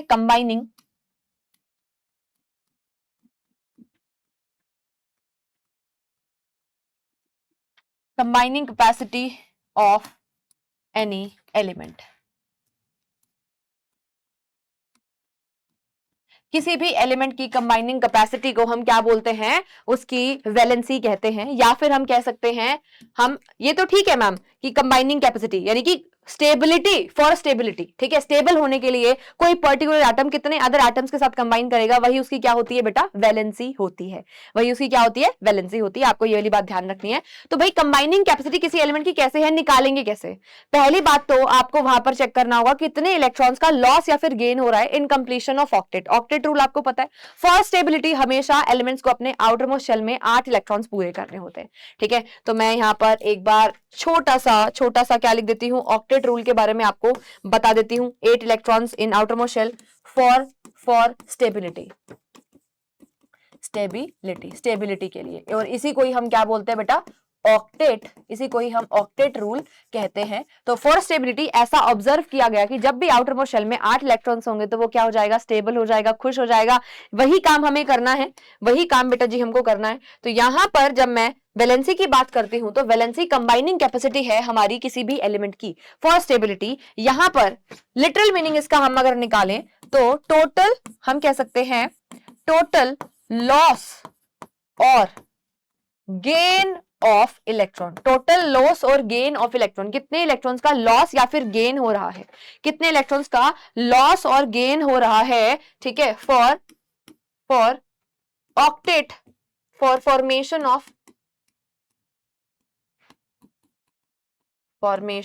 ऑक्टेट। ऑक्टेट बनाने के लिए यानी कि अपने ऑक्टेट को पूरा करने के लिए कितने इलेक्ट्रॉन्स का लॉस या फिर गेन हो रहा है, वही क्या बताता है? हमें वैलेंसी के बारे में बताता है। जैसे फॉर एग्जांपल अगर मैं यहां पर बात करती हूं लेट्स से सोडियम की, तो सोडियम का इलेक्ट्रॉनिक कन्फिगरेशन 2, 8 एंड 1 होता है। यहां पर बेटा आउटर मोस्ट, हमारा जो आउटर मोस्ट शेल है, यहां पर जो हमारा आउटर मोस्ट शेल है बेटा जी, ठीक है, वहां पर कितने इलेक्ट्रॉन्स हैं? आपको दिखाई दे रहा है, एक इलेक्ट्रॉन यहां पर है। ठीक है, आउटर मोस्ट शेल में एक इलेक्ट्रॉन है। अब एक इलेक्ट्रॉन को लूज ये अगर कर देगा, अगर यहां पर लॉस ऑफ 1 इलेक्ट्रॉन ये कर दे तो इसके आउटर मोस्ट में 8 इलेक्ट्रॉन्स हो जाएंगे। ठीक है, या तो ये एक इलेक्ट्रॉन को लूज करे, ऑक्टेट पूरा करना है, या तो एक इलेक्ट्रॉन को लूज करे या तो 7 इलेक्ट्रॉन्स को गेन करे। क्या काम ज्यादा आसान होगा बेटा इसके लिए? इसके लिए एक इलेक्ट्रॉन को लूज करना क्या है? वेरी वेरी इजी है। इसी वजह से सोडियम क्या करता है बेटा? लॉस करता है, लॉस ऑफ 1 इलेक्ट्रॉन करता है। जैसे ही ये एक इलेक्ट्रॉन का क्या करेगा? लॉस करेगा, तो ये क्या बना लेगा बेटा? Na पॉजिटिव कैटायन का यहां पर ये फॉर्मेशन कर लेता है। आई होप आप सभी को क्लियर हो गया है। सोडियम का कैटायन यहां पर बन गया है, तो इसकी ये जो वैलेंसी हुई, ठीक है, ये जो कंबाइनिंग कैपेसिटी यहां पर टोटल लॉस जो हुआ फॉर कंप्लीशन ऑफ ऑक्टेट, वही इसकी क्या होती है? वैलेंसी होती है। तो सोडियम की वैलेंसी सोडियम की वैलेंसी कितनी होगी बेटा 1 हो गई है, ठीक है। उसी तरीके से बेटा अगर मैं निकालूं किसका निकालूं, मैग्नीशियम का अगर मेरे को निकालना हो, किसका, मैग्नीशियम का अगर मेरे को निकालना है तो मैग्नीशियम का इलेक्ट्रॉनिक कन्फिगरेशन 2 8 एंड 2 होता है। आउटर मोस्ट शेल में 2 इलेक्ट्रॉन्स है, जैसे ही ये 2 इलेक्ट्रॉन्स को लूज करेगा तो उसके आउटर मोस्ट में 8 इलेक्ट्रॉन्स हो जाएंगे, ये स्टेबल हो जाएगा। तो जितना लॉस हो रहा है for the completion of octet वही उसकी क्या हो जाएगी, वैलेंसी हो जाएगी। तो यहाँ पर मैग्नीशियम ने क्या किया बेटा, 2 इलेक्ट्रॉन्स को लूज किया और जैसे ही लूज किया तो मैग्नीशियम के ऊपर 2 पॉजिटिव चार्ज आ जाएंगे, मैग्नीशियम का कैटायन यहाँ पर फॉर्म हो जाएगा। मैग्नीशियम का क्या बन जाएगा बेटा जी, कैटायन यहाँ पर फॉर्म हो जाएगा। आई होप आपको क्लियर हो गया है, मैग्नीशियम का कैटायन बन गया है। तो यहाँ पर वैलेंसी जो होगी मैग्नीशियम की वो कितनी आ गई है, 2 हो गई है, ठीक है। क्या सभी को समझ में आया, यहाँ पर जो चार्ज आया है वो पॉजिटिव आया है, ठीक है। क्या सभी को क्लियर हो गया। चलिए अब इसी के साथ मैं आपको एग्जाम्पल देती हूँ क्लोरीन का। क्लोरीन का एटॉमिक नंबर बेटा 17 होता है, 17 होता है। इसकी इलेक्ट्रॉनिक कन्फिगरेशन लिखेंगे तो 2 8 एंड 7 मेरे पास आ जाएगा। आउटर मोस्ट शेल में 7 इलेक्ट्रॉन्स है, 7 से मुझे 8 करने हैं तो क्या करेगा, गेन करेगा बेटा 1 इलेक्ट्रॉन का। तो क्लोरीन ने 1 इलेक्ट्रॉन को जैसे ही गेन किया तो यहाँ पर Cl नेगेटिव का फॉर्मेशन हो गया। क्या बन गया बेटा जी, एनायन का यहाँ पर फॉर्मेशन हुआ है। तो इसकी भी जो वैलेंसी हुई, ठीक है, वैलेंसी जो हुई हमारे पास क्लोरीन की वो कितनी हुई, 1 हुई है, ठीक है। चार्ज की अगर मैं बात करती हूँ, ठीक है, तो क्लोरीन के ऊपर चार्ज कितना है बेटा, -1 आया है। आई होप आपको क्लियर हो गया है, चार्ज कितना आया है, -1। उसी तरीके से अगर मैं यहाँ पर ऑक्सीजन का एग्जाम्पल लेती हूँ, ऑक्सीजन की इलेक्ट्रॉनिक कन्फिगरेशन हमारे पास कितनी होती है बेटा, 2 and 6, ठीक है, 2 and 6। इसके आउटर मोस्ट में 6 इलेक्ट्रॉन्स है, 6 से मुझे 8 करने हैं। 6 से 8 करने के लिए ऑक्सीजन को 2 इलेक्ट्रॉन्स गेन करने पड़ेंगे, 2 इलेक्ट्रॉन्स गेन करने पड़ेंगे। अच्छा एक चीज और ध्यान रखना, hydrogen and hydrogen like species के अंदर ऑक्टेट रूल फॉलो नहीं होता है, क्योंकि वहां पर एक ही शेल होता है, पहला शेल प्रेजेंट होता है और के शेल के अंदर 2 ही इलेक्ट्रॉन्स आ सकते हैं। इसी वजह से बेटा ड्यूप्लेट रूल फॉलो होता है, तो ये बात भी आपको ध्यान रखनी है। तो यहाँ पर ऑक्सीजन के आउटर मोस्ट में 6 हैं, 6 से 8 करने, 6 से कितने करने बेटा, आउटर मोस्ट में 8 इलेक्ट्रॉन्स करने। 6 से 8 करने के लिए इसको क्या करना पड़ेगा बेटा, गेन ऑफ 2 इलेक्ट्रॉन्स करना पड़ेगा। तो ये जैसे ही 2 इलेक्ट्रॉन्स का गेन करेगा, ठीक है, ऑक्सीजन ने क्या किया, 2 इलेक्ट्रॉन्स को गेन किया तो यहाँ पर O2 नेगेटिव का फॉर्मेशन हो गया है, एनायन यहाँ पर बन चुका है। आई होप आप सभी को क्लियर हो गया है ये वाला पॉइंट। तो इसी के साथ साथ बेटा हमने कैटायन और एनायन का फॉर्मेशन भी सीख लिया। यहाँ पर हम एक सुंदर सा डब्बा बनाएंगे और बहुत सुंदर सुंदर सी बात लिखेंगे और उस बात को हम क्या लिखेंगे बेटा, उस बात को हम बोलेंगे BM विजन, ठीक है। What is BM vision, BM vision is your Bharti ma'am's vision, ठीक है। मेरे हिसाब से भाई ये वाले डब्बों में मैं जो भी तुम्हें देने वाली हूँ BM विजन के अंदर, ये सारी चीजें बहुत ज्यादा इंपॉर्टेंट होने वाली हैं और ये आपके कॉन्सेप्ट्स को पक्का करेंगी। ये डब्बे आपको जरूर से जरूर बनाने हैं, ये आपके शॉर्ट नोट्स में होने चाहिए या आपके डिटेल नोट्स के अंदर होने चाहिए। यहाँ से क्वेश्चन बनेंगे, ठीक है, फंसाने वाले क्वेश्चन, कॉन्सेप्चुअल क्वेश्चन, सारी चीजें हम यहाँ पर लिखा करेंगे BM विजन के अंदर, ठीक है। आई होप आप सभी को क्लियर हो गया। अच्छा अब मैं यहाँ पर आपको 2 पॉइंटर्स लिखवाना चाहूंगी। पहला पॉइंट मेरे पास ये है कि जब भी बेटा लॉस ऑफ इलेक्ट्रॉन होता है तो हमारे पास किस चीज का फॉर्मेशन होता है, कैटायन का फॉर्मेशन होता है ना। जब भी क्या होता है, लॉस ऑफ इलेक्ट्रॉन होता है तो क्या बनता है, कैटायन का फॉर्मेशन होता है। हमारे पास पॉजिटिवली चार्ज्ड आयन बनता है, जैसे कि सोडियम ने जब 1 इलेक्ट्रॉन को लूज करा तो इसके ऊपर Na पॉजिटिव आ रहा था। बच्चे भूल जाते हैं, बच्चों को नहीं ध्यान रहता है ना, किसी को ध्यान नहीं रहता। बहुत सारे बच्चे इस चीज में गलती करते हैं, बोलते हैं कि सोडियम के ऊपर चार्ज -1। अरे भाई -1 कैसे आ गया, उसने तो लॉस किया है ना, वहां पर तो इलेक्ट्रॉन्स का क्या हुआ है, लॉस ऑफ इलेक्ट्रॉन हुआ है। जितने इलेक्ट्रॉन्स का लॉस होता है उतना ही क्या आता है, चार्ज आता है, पॉजिटिव चार्ज आता है। मैग्नीशियम ने बेटा जी 2 इलेक्ट्रॉन्स का लूज किया था, क्या किया था, लॉस ऑफ 2 इलेक्ट्रॉन्स किया था तो Mg2 पॉजिटिव आ गया। एल्यूमिनियम ने बेटा जी 3 इलेक्ट्रॉन्स को लूज किया तो यहाँ पर Al के ऊपर +3 चार्ज आ जाएगा, ठीक है। तो पहला पॉइंटर हमने BM विजन में लिखा, लॉस ऑफ इलेक्ट्रॉन से कैटायन का फॉर्मेशन होता है और वहीं पे अगर कहीं पर बेटा क्या हो रहा हो, गेन हो रहा हो, क्या हो रहा हो, गेन, ठीक है, गेन ऑफ इलेक्ट्रॉन से एनायन का फॉर्मेशन होता है। नेगेटिवली चार्ज्ड आयन आपके पास बनता है।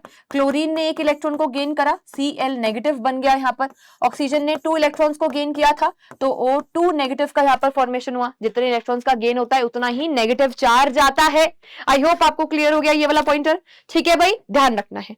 तो यहाँ पर हम वैलेंसी बनाना सीख लिया हमने, ये यहीं पर हमने क्या सीख लिया बेटा, हमारी वैलेंसी बनाना सीख लिया है, ठीक है। तो चलो अब इलेक्ट्रॉनिक कन्फिगरेशन अगर हमें यहाँ पर लिखनी पड़ी 1 से 20 तक, ये तुम्हारा वैसे होमवर्क है, तुम आसानी से लिख सकते हो। यहाँ पर क्या हो जाएगी, के शेल में 1, ठीक है, यहाँ पर हमारे पास के शेल में 2 इलेक्ट्रॉन्स आ जाएंगे, यहाँ पर कितनी हो जाएगी 2 and 1 हो जाएगी, यहाँ पर 2 and 2 हो जाएगी, 2 and 3 हो जाएगी, 2 and 4 हो जाएगी, 2 and 5 हो जाएगी, 2 and 6 हो जाएगी, 2 and 7 हो जाएगी, 2 and 8 हो जाएगी। यहाँ पर देखो बेटा, आउटर मोस्ट में इस वाले के अंदर पहले से ही ऑक्टेट कंप्लीट है। अगर ऑक्टेट कंप्लीट है तो मुझे बताओ इसकी कंबाइनिंग कैपेसिटी, इसकी वैलेंसी कितनी होगी 0।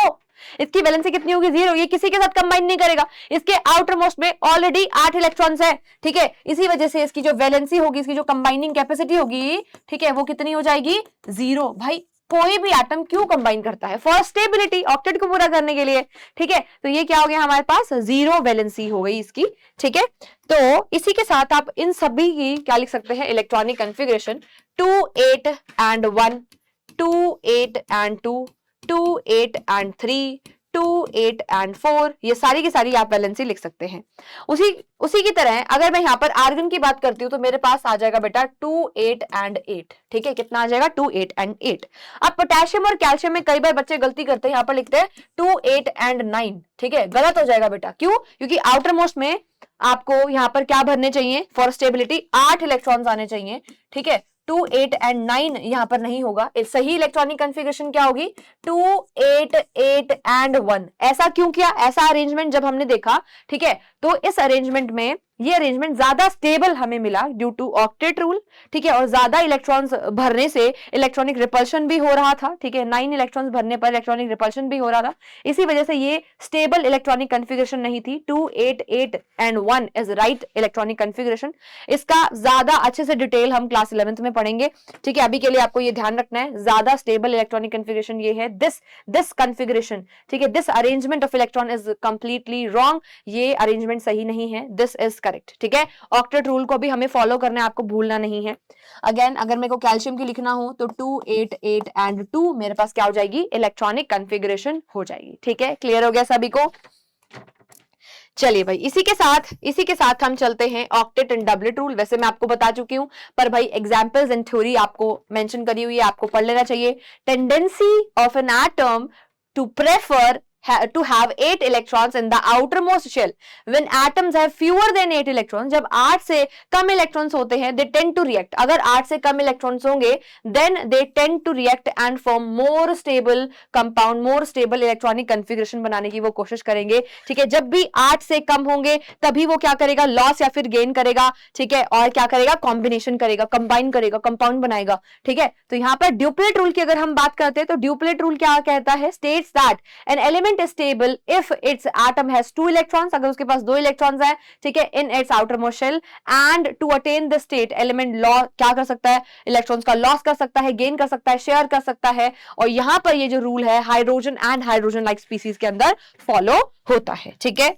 सभी को क्लियर हो गया होगा ये। चलिए अब यहाँ पर कुछ क्वेश्चंस हैं बेटा जी। देखिए पहला question, the symbol of tungsten, tungsten का सिंबल क्या है, VTNT क्या W, वॉल्फ्रम से आया है, इसलिए इसका सिंबल क्या हो जाएगा, W हो जाएगा, ठीक है, जो कि क्या है, वॉल्फ्रम है, ठीक है। आगे चलते हैं, नेक्स्ट है सिंबल ऑफ टिन, टिन का मैंने आपको सिंबल बताया, स्टेनस से आया है, SN हमारा राइट आंसर हो जाएगा, क्लियर है। आगे चलते हैं, symbol of sodium is Na, जो कि कहां से आया है, नेट्रियम से आया है। चलिए नेक्स्ट, मरकरी, मरकरी का सिंबल क्या होगा, Hg होगा, ठीक है, क्या होगा बेटा, Hg होगा, आपको ध्यान रखना है, W नहीं होगा, G कैपिटल नहीं आएगा। चलिए अब बेटा आयन का फॉर्मेशन मैं आपको बता चुकी हूं, है ना, कैटायन और एनायन दोनों का फॉर्मेशन बता चुकी हूं।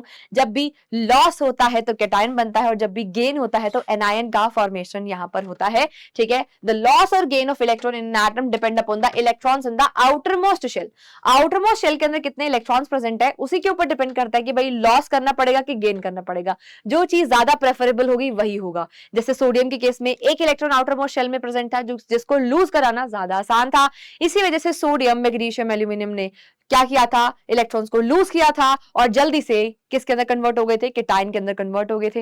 वहीं पे अगर मैं फ्लोरीन, क्लोरीन, ब्रोमीन की बात करती हूँ तो इन सभी के आउटर मोस्ट में 7 इलेक्ट्रॉन्स होते हैं। अब 7 इलेक्ट्रॉन्स को या तो लूज करे या तो एक इलेक्ट्रॉन को गेन करे, क्या ज्यादा आसान है, एक इलेक्ट्रॉन को गेन करना ज्यादा आसान है। इसलिए हमारे पास फ्लोरीन, क्लोरीन, ब्रोमीन जो होते हैं वो गेन ऑफ 1 इलेक्ट्रॉन करते हैं to combine and to stabilize, ठीक है, ऑक्टेट को पूरा करने के लिए, ठीक है। उसके बाद बेटा हमारे पास कुछ एग्जाम्पल्स ऐसे हैं जिसको हमें ध्यान रखना पड़ेगा। वेरिएबल वैलेंसीज कुछ हमारे पास होती है। आयरन की वैलेंसी बेटा +2 भी होती है और +3 भी होती है, दोनों होती है। कॉपर की वैलेंसी हमारे पास 1 भी होती है, 2 भी होती है। मरकरी की भी 1 और 2 होती है। लेड की 2 and 4 होती है और टिन की 2 and 4 होती है।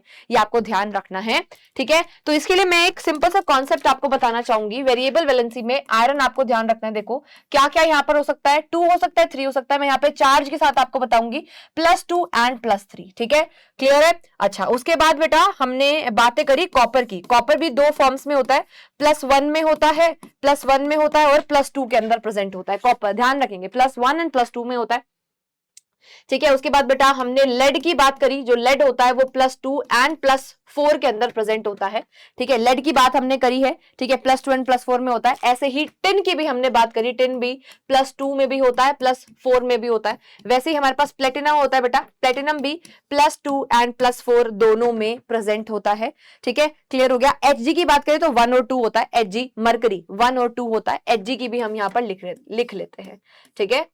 +1 and +2 दोनों में प्रेजेंट होता है। तो बेटा आपको यहां पर ध्यान क्या रखना है, जब भी आपके पास वैलेंसी लेस है, लेस के लिए क्या लगेगा, सफिक्स अस लगता है। लेस के लिए क्या लगता है, अस, ध्यान रखना। लेस के लिए क्या लगता है, अस लगता है। लेस के लिए अस लगता है। और अगर आपके पास वैलेंसी ज्यादा है, ज्यादा को हम क्या बोलते हैं हिंदी में, अधिक बोलते हैं। क्या बोलते हैं, अधिक।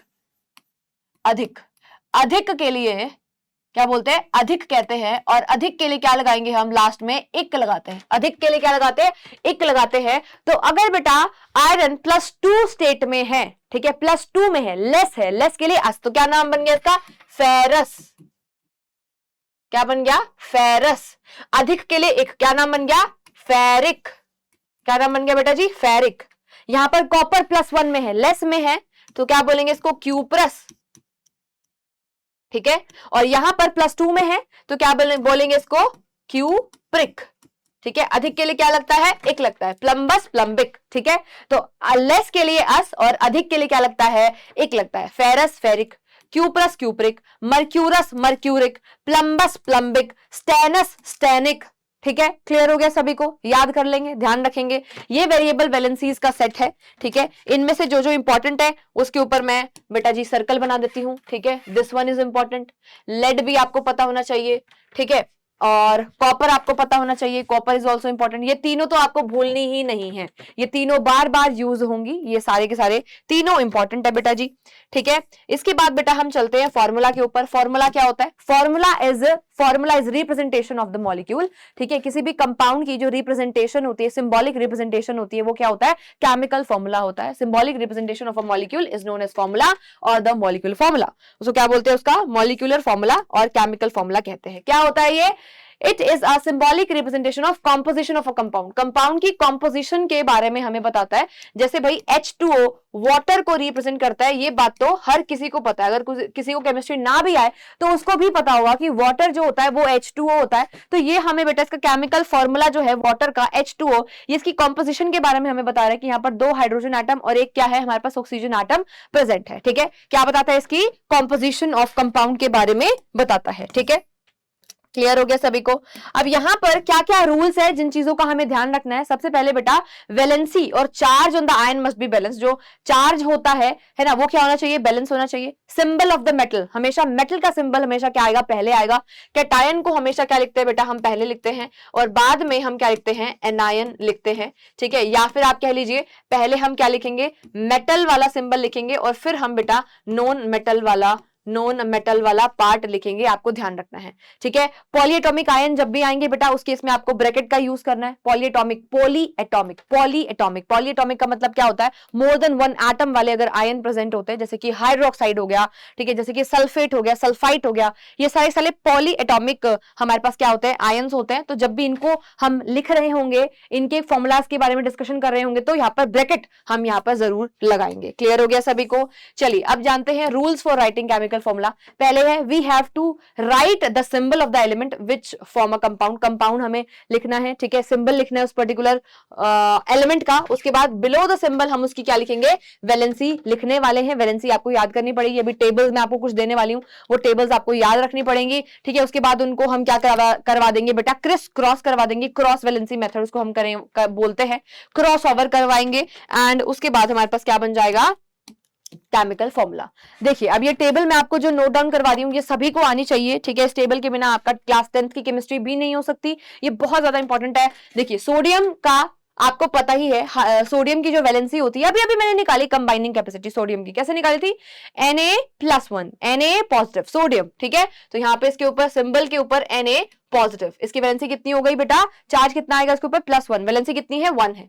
पोटेशियम K पॉजिटिव, सिल्वर क्या हो जाएगा, Ag पॉजिटिव, ठीक है। कॉपर वेरिएबल वैलेंसी होती है, 1 भी होती है और 2 भी होती है, ठीक है। तो यहाँ पर इसका सिंबल Cu पॉजिटिव हो जाएगा। मैग्नीशियम का सिंबल क्या हो जाएगा, Mg2 पॉजिटिव, क्योंकि इसकी वैलेंसी कितनी होती है, 2 होती है, ठीक है। कैल्शियम का क्या हो जाएगा, Ca2 पॉजिटिव। कहां से आ रहा है मैम, कहां से आ रहा है, कैल्शियम की इलेक्ट्रॉनिक कॉन्फ़िगरेशन बेटा जब हमने लिखी थी तो 2 8 8 एंड 2 आया था। वैलेंस शेल में 2 इलेक्ट्रॉन्स है, तो 2 को जैसे ही ये क्या करेगा, लूज करेगा तो इसका ऑक्टेट पूरा हो जाएगा। ये कैल्शियम क्या कर रहा है बेटा, कैल्शियम कर रहा है loss of 2 electrons to form cation Ca2 positive, ठीक है। तो क्योंकि इसने 2 इलेक्ट्रॉन्स का क्या किया है, लॉस किया है, इसी वजह से इसकी वैलेंसी हमने कितनी लिख दी बेटा, 2 लिख दी है, ठीक है। तो कैल्शियम की भी 2, जिंक की भी कितनी होती है बेटा, Zn2 पॉजिटिव का फॉर्मेशन करता है। आयरन आपको पता है वेरिएबल वैलेंसी शो करता है, +2 में भी होता है, +3 में भी होता है। कॉपर भी वेरिएबल वैलेंसी शो करता है, +1 एंड +2 को शो करता है। ये टेबल जो मैं बना रही हूँ बेटा ये सबको याद होनी चाहिए, सभी बच्चे इसको अपनी अपनी कॉपी में, ठीक है, एक चार्ट पेपर, एक A4 साइज शीट का पेपर ले लीजिए, उसमें उसको लिख लीजिए, this is your assignment, this is your homework, ठीक है। सभी को ये काम करना है और होमवर्क करने के बाद आपको कमेंट के अंदर लिखकर जाना है कि यस मैम आपने जो असाइनमेंट दी थी, आपने जो होमवर्क दिया था वो हमने कर लिया। होमवर्क क्या है, A4 साइज की शीट के ऊपर ये वाली टेबल आपको बनानी है, ठीक है, और अपनी स्टडी टेबल के सामने इसको पेस्ट कर लेना है, ठीक है। तो एल्यूमिनियम के ऊपर चार्ज कितना होगा भाई, +3, वैलेंसी 3 है इसकी। Fe भी किस में होता है, +3 में होता है, ये सब याद करना है। हाइड्रोजन क्या होता है बेटा, H पॉजिटिव, ठीक है, यहाँ पर पॉजिटिव। हाइड्रोजन बेटा बड़ा ही मस्त हमारे पास एलिमेंट है, ये लॉस भी कर सकता है और गेन भी कर सकता है, इसी वजह से ये हमारे पास H positive and H negative दोनों बनाता है। H नेगेटिव को हम हाइड्राइड कहते हैं। क्लोराइड क्या होता है बेटा, Cl नेगेटिव, क्योंकि यहाँ पर ये क्या करेगा, क्लोरीन जो होता है आउटर मोस्ट में 7 है, 7 से 8 करने के लिए गेन ऑफ 1 इलेक्ट्रॉन करता है, इसी वजह से वैलेंसी 1 हो गई, ठीक है। ब्रोमाइड क्या करेगा, Br नेगेटिव। आयोडाइड क्या करेगा, I नेगेटिव, ठीक है। ऑक्साइड क्या होता है, O2 नेगेटिव। कहां से आए 2 नेगेटिव, अभी अभी निकाल कर दिखाया था बेटा, है ना। ऑक्सीजन के आउटर मोस्ट में 6 से 8 करने में, आउटर मोस्ट में 6 इलेक्ट्रॉन्स थे और 6 से 8 करने के लिए गेन ऑफ 2 इलेक्ट्रॉन्स करना पड़ेगा। गेन जब भी होता है तो नेगेटिव चार्ज आता है, इसलिए O2 नेगेटिव मैंने यहाँ पर बनाया है, ठीक है। उसी तरीके से सल्फर भी आउटर मोस्ट में 6 होते हैं तो S2 नेगेटिव यहाँ पर बन जाएगा, सल्फाइड आ जाएगा। नाइट्राइड के आउटर मोस्ट में कितने होते हैं, 5 से 8 करने के लिए 3 इलेक्ट्रॉन्स को गेन करना पड़ेगा, इसी वजह से N3 नेगेटिव क्या हो जाएगा, ठीक है, यहाँ पर सिंबल हो जाएगा। अब एक बात अगर आप ध्यान रखेंगे, देखो यहां पर भी लास्ट में क्या आ रहा है, IDE, यहां पर भी लास्ट में IDE आ रहा है, यहां पर भी IDE आ रहा है, हर जगह पे IDE दिखाई दे रहा है। तो जब भी IDE होता है बेटा तो वो क्या बनाता है, एनायन बनाता है। पहली बात तो आपको ये ध्यान रखनी है, IDE क्या होगा, एनायन का फॉर्मेशन करेगा। IDE क्या बनाएगा बेटा जी, एनायन का फॉर्मेशन करता है, ठीक है। एनायन यानी कि नेगेटिवली चार्ज्ड आयन वो होगा, पहली बात तो आपको ये ध्यान रखनी है। क्लियर हो गया सभी को, ठीक है। चलिए इसी के साथ हम एक बार पॉलीएटॉमिक आयंस करते हैं, उसके बाद मैं आपको कुछ और बातें भी यहाँ पर बताने वाली हूँ। अमोनियम, अमोनियम, ईएम जब भी लगेगा बेटा जी, ईएम किसके लिए लगता है, कैटायन। ईएम जो है ना, IUM कैटायन के लिए लगता है ना, कैटायन के लिए, यानी कि पॉजिटिव चार्ज यहाँ पर आने वाला है, कैटायन के लिए क्या लगाते हैं, ईएम लगाते हैं। अमोनियम क्या होता है, NH4 पॉजिटिव। कंफ्यूज मत होना, अमोनिया गैस जो होती है ना, जो हमारे पास अमोनिया गैस होती है वो क्या होती है बेटा, NH3 होती है अमोनिया गैस। अमोनियम NH4, एक एक्स्ट्रा H यहां पर जुड़ जाएगा। हाइड्रोक्साइड आप सभी को पता है OH नेगेटिव होता है। नाइट्रेट, नाइट्रेट क्या होता है बेटा जी, आपके पास NO3 नेगेटिव होता है। हाइड्रोजन कार्बोनेट क्या होता है, HCO3 नेगेटिव होता है। ये बेटा आपको ध्यान रखने हैं, आयंस पॉलीएटॉमिक आयंस है। कार्बोनेट क्या होता है, CO3 नेगेटिव होता है। सल्फाइड क्या होता है बेटा, सल्फाइट है तो यहाँ पर SO SO3 2 नेगेटिव आ जाएगा। सल्फेट क्या होता है, SO4 2 नेगेटिव होता है सल्फेट। फॉस्फेट क्या होता है, PO4 3 नेगेटिव होता है। ठीक है, ये आपको ध्यान रखने हैं। ठीक है, अब यहां पर एक बड़ी सुंदर सी चीज मैं तुम्हें लिखवाती हूं जिसमें मैक्सिमम बच्चों को कंफ्यूजन होता है। सबसे पहली बात यहां पर देखिए, नाइट्रेट, नाइट्रेट, फिर हमारे पास आता है बेटा जी नाइट्राइट, नाइट्राइट, फिर हमारे पास आता है बेटा जी नाइट्राइट, नाइट्राइट। ठीक है, नाइट्रेट, नाइट्राइट, नाइट्राइट, तीनों सिमिलर लगते हैं और बच्चे इसमें हो जाते हैं कंफ्यूज, है ना। आपको कंफ्यूज नहीं होना है, ठीक है, क्योंकि मैं आपकी सारी कंफ्यूजन दूर करने वाली हूं अभी अभी। देखिए नाइट्रेट क्या होता है, जब भी ATE लगता है तो वहां पर मैक्सिमम नंबर ऑफ ऑक्सीजन हमारे पास लगते हैं। तो ये क्या बन जाएगा हमारे पास, NO3 नेगेटिव। ये क्या हो जाएगा, ITE जब भी लगेगा तो आपको 1 ऑक्सीजन को क्या कर देना है, कम कर देना है, लेस कर देना है। तो यहां पर NO2 नेगेटिव बन जाएगा। नाइट्राइड जब भी होगा, IDE जब भी होगा, वहां पर कोई भी ऑक्सीजन अटैच नहीं होता है, नो ऑक्सीजन अटैच। तो यहां पर ओनली N लिखना है। अब नाइट्रोजन की ऊपर तो आपको पता ही है चार्ज 3 नेगेटिव होता है, तो इस तरीके से हमने नाइट्रेट, नाइट्राइट और नाइट्राइड लिख दिया। नाइट्राइड के केस में मैंने क्या बोला, नो ऑक्सीजन, यहां पर कोई भी ऑक्सीजन नहीं होगा, नो ऑक्सीजन एटम, कोई भी ऑक्सीजन एटम अटैच नहीं होता। ATE क्या आता है यहां पर बेटा जी, मैक्सिमम नंबर ऑफ ऑक्सीजन। ठीक है, मैक्सिमम नंबर ऑफ ऑक्सीजन यहां पर होते हैं। और नाइट्राइट के केस में 1 ऑक्सीजन लेस आपको कर देना है, तो क्या बन जाएगा हमारे पास, नाइट्राइट बन जाएगा। उसी तरीके से यहां पर अगर मैं बेटा जी सल्फर लिखूं, यानी कि सल्फेट, सल्फेट होता है हमारे पास, एक होता है बेटा जी सल्फाइट, सल्फाइट, एक होता है बेटा जी सल्फाइड, है ना। इन तीनों में भी बहुत बार कंफ्यूजन होती है। सल्फेट क्या होता है, SO4 2 नेगेटिव होता है। ठीक है, सल्फेट। ATE आ रहा है, मैक्सिमम नंबर ऑफ ऑक्सीजन आएंगे। ITE में बेटा जी आपको 1 ऑक्सीजन क्या कर देना है, लेस कर देना है, तो 1 ऑक्सीजन कम कर दो, क्या बन जाएगा, SO3 2 नेगेटिव। सल्फाइड जब भी IDE होता है तो कोई भी ऑक्सीजन नहीं होता, तो क्या बन जाएगा, S2 नेगेटिव। हमारे पास क्या बन जाएगा, इसका सिंबल बन जाएगा। आई होप आप सभी को क्लियर हो गया है। ठीक है, क्लियर। उसके बाद बेटा फॉस्फेट, है ना, फॉस्फेट, एक होता है फॉस्फाइट, फॉस्फाइट, फॉस्फेट क्या होता है, PO4 3 नेगेटिव। ITE मैंने क्या बोला, 1 ऑक्सीजन कम कर दो, कम कर दो, फिर PO3 3 negative, 1 less oxygen. 1 oxygen को क्या कर दिया बेटा जी, कम हमने कर दिया है। आई होप आप सभी को चमक गया है, क्लियर हो गया है। ठीक है, तो यहां पर हम क्या करें, जब भी IDE होगा तो कोई भी वहां पर आपका ऑक्सीजन एटम अटैच नहीं होगा। जैसे कि देख सकते हो आप, है ना, क्लोराइड कोई ऑक्सीजन नहीं है, ब्रोमाइड कोई ऑक्सीजन नहीं है, आयोडाइड कोई ऑक्सीजन नहीं है, सल्फाइड कोई ऑक्सीजन नहीं है, नाइट्राइड कोई ऑक्सीजन साथ में अटैच नहीं है। क्या सभी को चमका, क्या सभी को क्लियर हुआ। ये टेबल बेटा काफी ज्यादा इंपॉर्टेंट है, असाइनमेंट मैंने तुम्हें दे दी, आपको ये करके आना है, बनाना है। ठीक है, क्वेश्चन देखिए, the valency of ammonium in ammonium chloride. तो भाई ये करने से पहले तो हमें पहले फॉर्मूला लिखना आना चाहिए। तो सबसे पहले केमिकल फॉर्मूलाज के ओर ही हम चलते हैं। यहां पर क्या लिखेंगे, केमिकल फॉर्मूला। ठीक है, आइए पढ़ते हैं chemical formula. Chemical formula, basic वाले केमिकल फॉर्मूलाज पढ़ेंगे। ठीक है, अभी कुछ और एसिडिक और बेसिक रेडिकल्स भी मैं तुम्हें करवाने वाली हूं।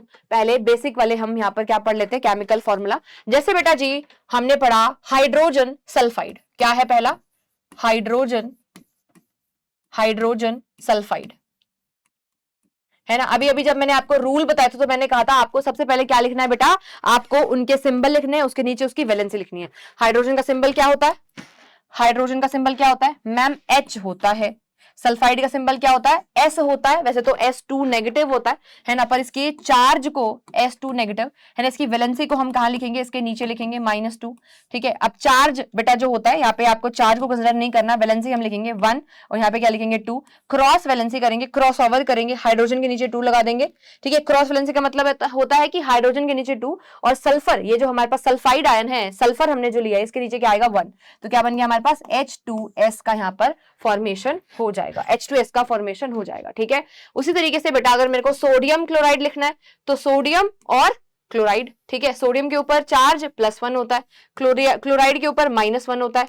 क्रॉस वैलेंसी करेंगे, दोनों 1-1 है, जिसको मेंशन करने की जरूरत नहीं है। क्या बन गया मेरे पास? NaCl, सोडियम क्लोराइड का यहाँ पर फॉर्मेशन हो चुका है।